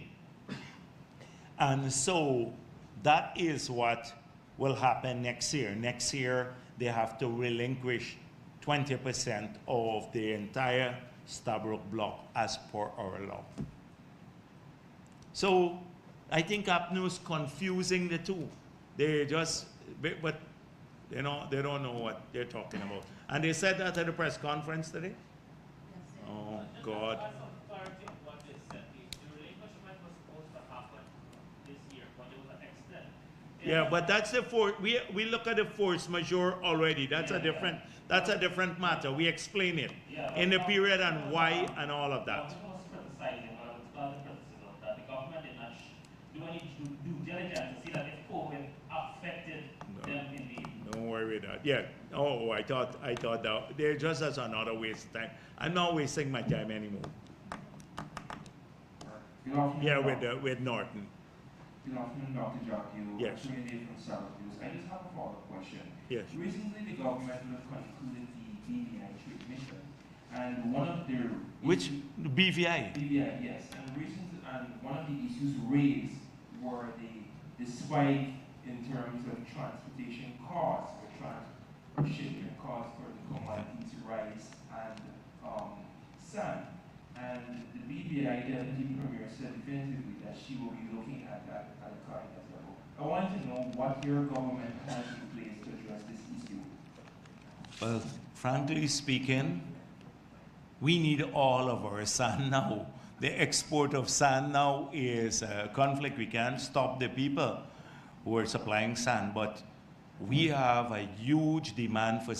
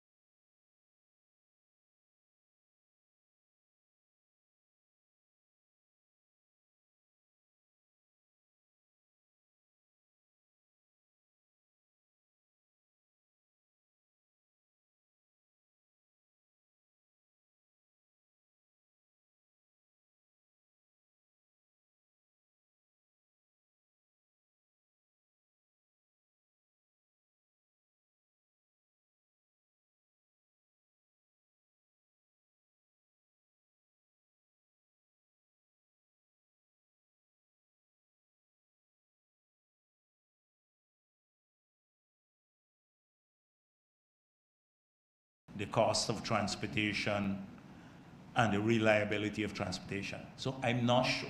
We would not be able to do anything in the short term. No use, I lie to you, to address that. Yeah. Dr. Jagdeo, just a follow-up question to the MRRA's Dennis Chabral.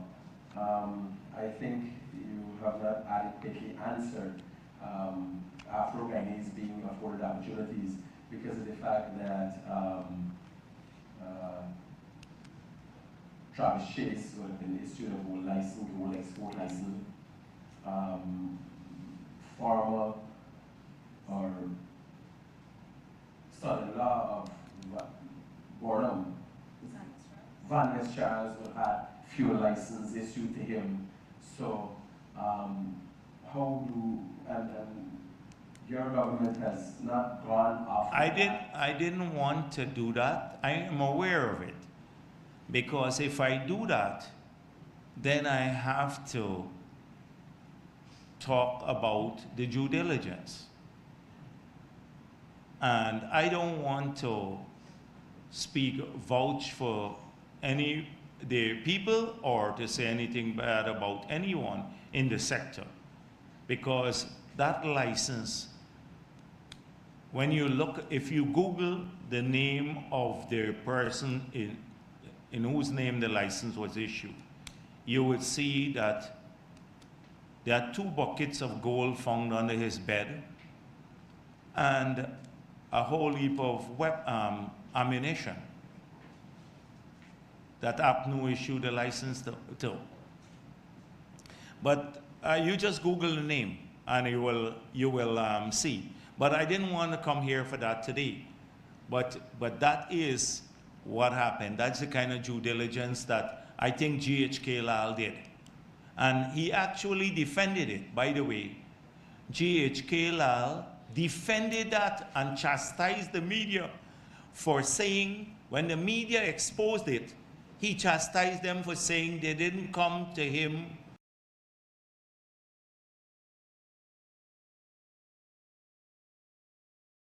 read the newspaper articles and you will find out exactly that how this happened. Mr. Clean, Mr. Conscience of Guyana, he gave those licenses out when he was there. So I didn't want to get to that. Anything else? Yes. Dr. Jagdeo, just to follow up on the question of local content, we recently saw a JV signed between a Ghanaian and Guyanese Canadian company regarding offshore monitoring. During the revision of the local content law, is this something that the government envisions bringing into the first schedule so that Guyanese can be able to be part of that offshore monitoring capability? Yeah. And secondly, I know there's a lot of talk about energy security, but the fact remains that many of our Caribbean brothers and sisters are heavily indebted and they don't have the infrastructure for energy. Do you think the region would find itself in a place where some countries are able to attain energy security while others will be left behind? We have, in CARICOM, there are huge challenges. So it's not just given the potential devastation that weather-related events could wreak on economies in the region, and given the fiscal state of those countries, their budgets, and thirdly, the debt overhang that they currently have and the large amount of revenue that it takes to service debt. So they have 3 situations. 1, devastation by weather-related events, fiscally stressed budgets, and massive debt overhang. That's using up a significant part of their revenue. Their ability to craft sustainable medium-term strategies is limited. Their ability is limited. And so they will face, and then they have a 4th factor where most of them import their food and their energy requirements. So food security and energy security will be big issues for them in the future. But it's also the ability to keep the countries going. That right now they're struggling in many parts of the region to keep the countries going. So it's not a good picture to be place to be. When we were there at one time, so we know painfully how difficult it was when we were exactly the same thing. Our fiscal deficit was 25% of GDP. Every 4 years, we were doubling the debt because you had to finance it. So 4 years, you're doubling the debt in relation to GDP. Our BOP deficit was 47% of GDP. Every 2 years, we're doubling the debt, the country's debt with the rest of the world. And then we're using nearly 100% of revenue to service debt. That schedule was more, but actual was nearly 100%. And it took us a while to work our way out of that and holding a steady rein. So I don't know, and we have at least some greater potential, like we have an agriculture, more diversified economy. We have rice, sugar, timber in the early days, and gold and stuff. A lot of those countries have just tourism and maybe one or other sector. So it's not a good place to be in. So I'm sorry I'm so bleak, but this is it. Now renewables, they may have to look at renewable because one thing, there's sunshine in the Caribbean Sea. So whilst the energy security, they would have to invest a lot in like solar and stuff like that. Solar. The batteries and stuff are still expensive, but at least if they put in grid tie-in system, they can cut their energy needs, because if you can supply the grid with solar in the day and then in the evening just burn the fuel, then you'd still be able to offset some of the costs, reduce your energy import bill, which was high. At one stage, it was 25 to 30% of GDP, energy import bill to the Caribbean. Guess how much it's in the US? 5% of GDP. And in the Caribbean, it was 25 to 30% of GDP. That's how much of the money they had to use to import fuel. So it is something that's tough. All right, thank you very much. Oh. The second question that I asked. All right. Oh, what is the capturing the offshore monitoring service? Yes. We're hoping that, let's see if we try to do it formally, because I don't want to say that a company has, we're glad that the company created a joint venture, but we have to go to tender. So we still have to look at that, but I'm glad that a Guyanese group is involved, or Guyanese individuals. I want to see how much really, though, the Guyanese content is in that, but conceivably. All right, I'm giving Kaichor news since Glenn Lal didn't come. You could ask the Glenn Lal question. Okay. Well, I'm asking now, finding team went into Chinese landing, and they had a deadline to come up with a response to the rest by August 10th. Can you provide an update to what's the situation there? Okay, so I'm aware that the fact-finding team went in. I think one newspaper, I asked Pauline why the Ministry of Amerindian Affairs rep wasn't on the team, and she said they were on the team, but the one newspaper said that they were not there. So I hope that that gets corrected. I told her she should have corrected it, but they went there. As you know, all the mining activities are shut down now. So that means there was a claim that you had a number of miners descended on the community, and the miners were creating social problems, and that there was a lot of environmental problems. So what has happened is, we went straight to the source of all the problems, which is mining. And we shut down. There was a cease order to stop all mining. So that means if there was pollution, you stop the pollution, and if miners were there and operating, they can't mine there anymore. Nobody could mine. So we fixed the problem at the source. Now, we have to verify that there was actual pollution. So the EPA was there, they took a number of samples, we asked the community, we were taking statements. A number of people from the community did not want to, because we have to verify. The fact-finding mission came to say, basically went to see if the allegations made were factual and then how we are going to address them. A lot of people did not want to respond to that issue. They said there's only one issue, shutting down the Vera claim. But that's not what went before the Inter-American Commission on Human Rights.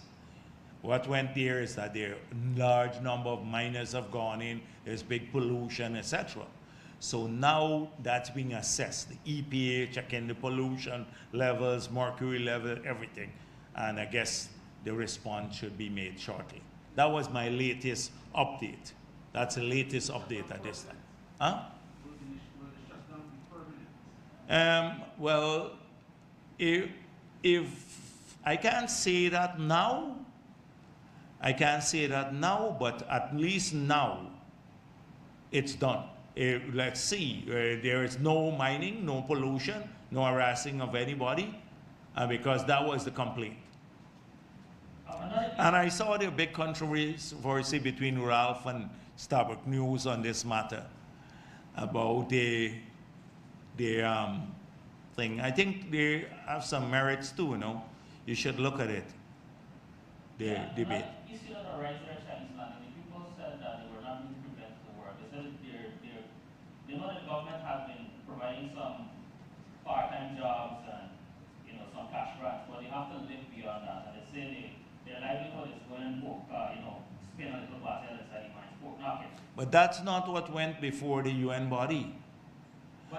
Yes, but that, you know what went there. We have to respond to that. That there's pollution in the area and it's overrun by mining. They didn't say, so we got to now, a number of other things, people are being harassed and stuff. We have to address those issues. So, well, I don't know how you're gonna, we are aware of those concerns too. But frankly speaking, there are a number of people in the village. I don't want to speak too much, but the same question that was raised with me earlier. Some people want the mining and some don't want the mining. Some believe, a few believe that Vera should continue. The majority believe he shouldn't continue, the majority. And so it's a complex situation. One thing is sure, that we are on the side of the village. We have always been. From the time we went to court, we're on the side of the village and we want to protect people, the villagers and their interests. Okay. Great. Third question, there was a 5 million US. Third question, man. This is the 13th question now. There was a 5 million US that was sold to the government. The shares that was sold to the Hong Kong company. It was a big thing back 27, 28. We have not heard anything about it since. Has the government been paid this amount, or is it still? I have to verify that, but most likely it has been paid, but I'll verify it because, yes. Okay, thank you.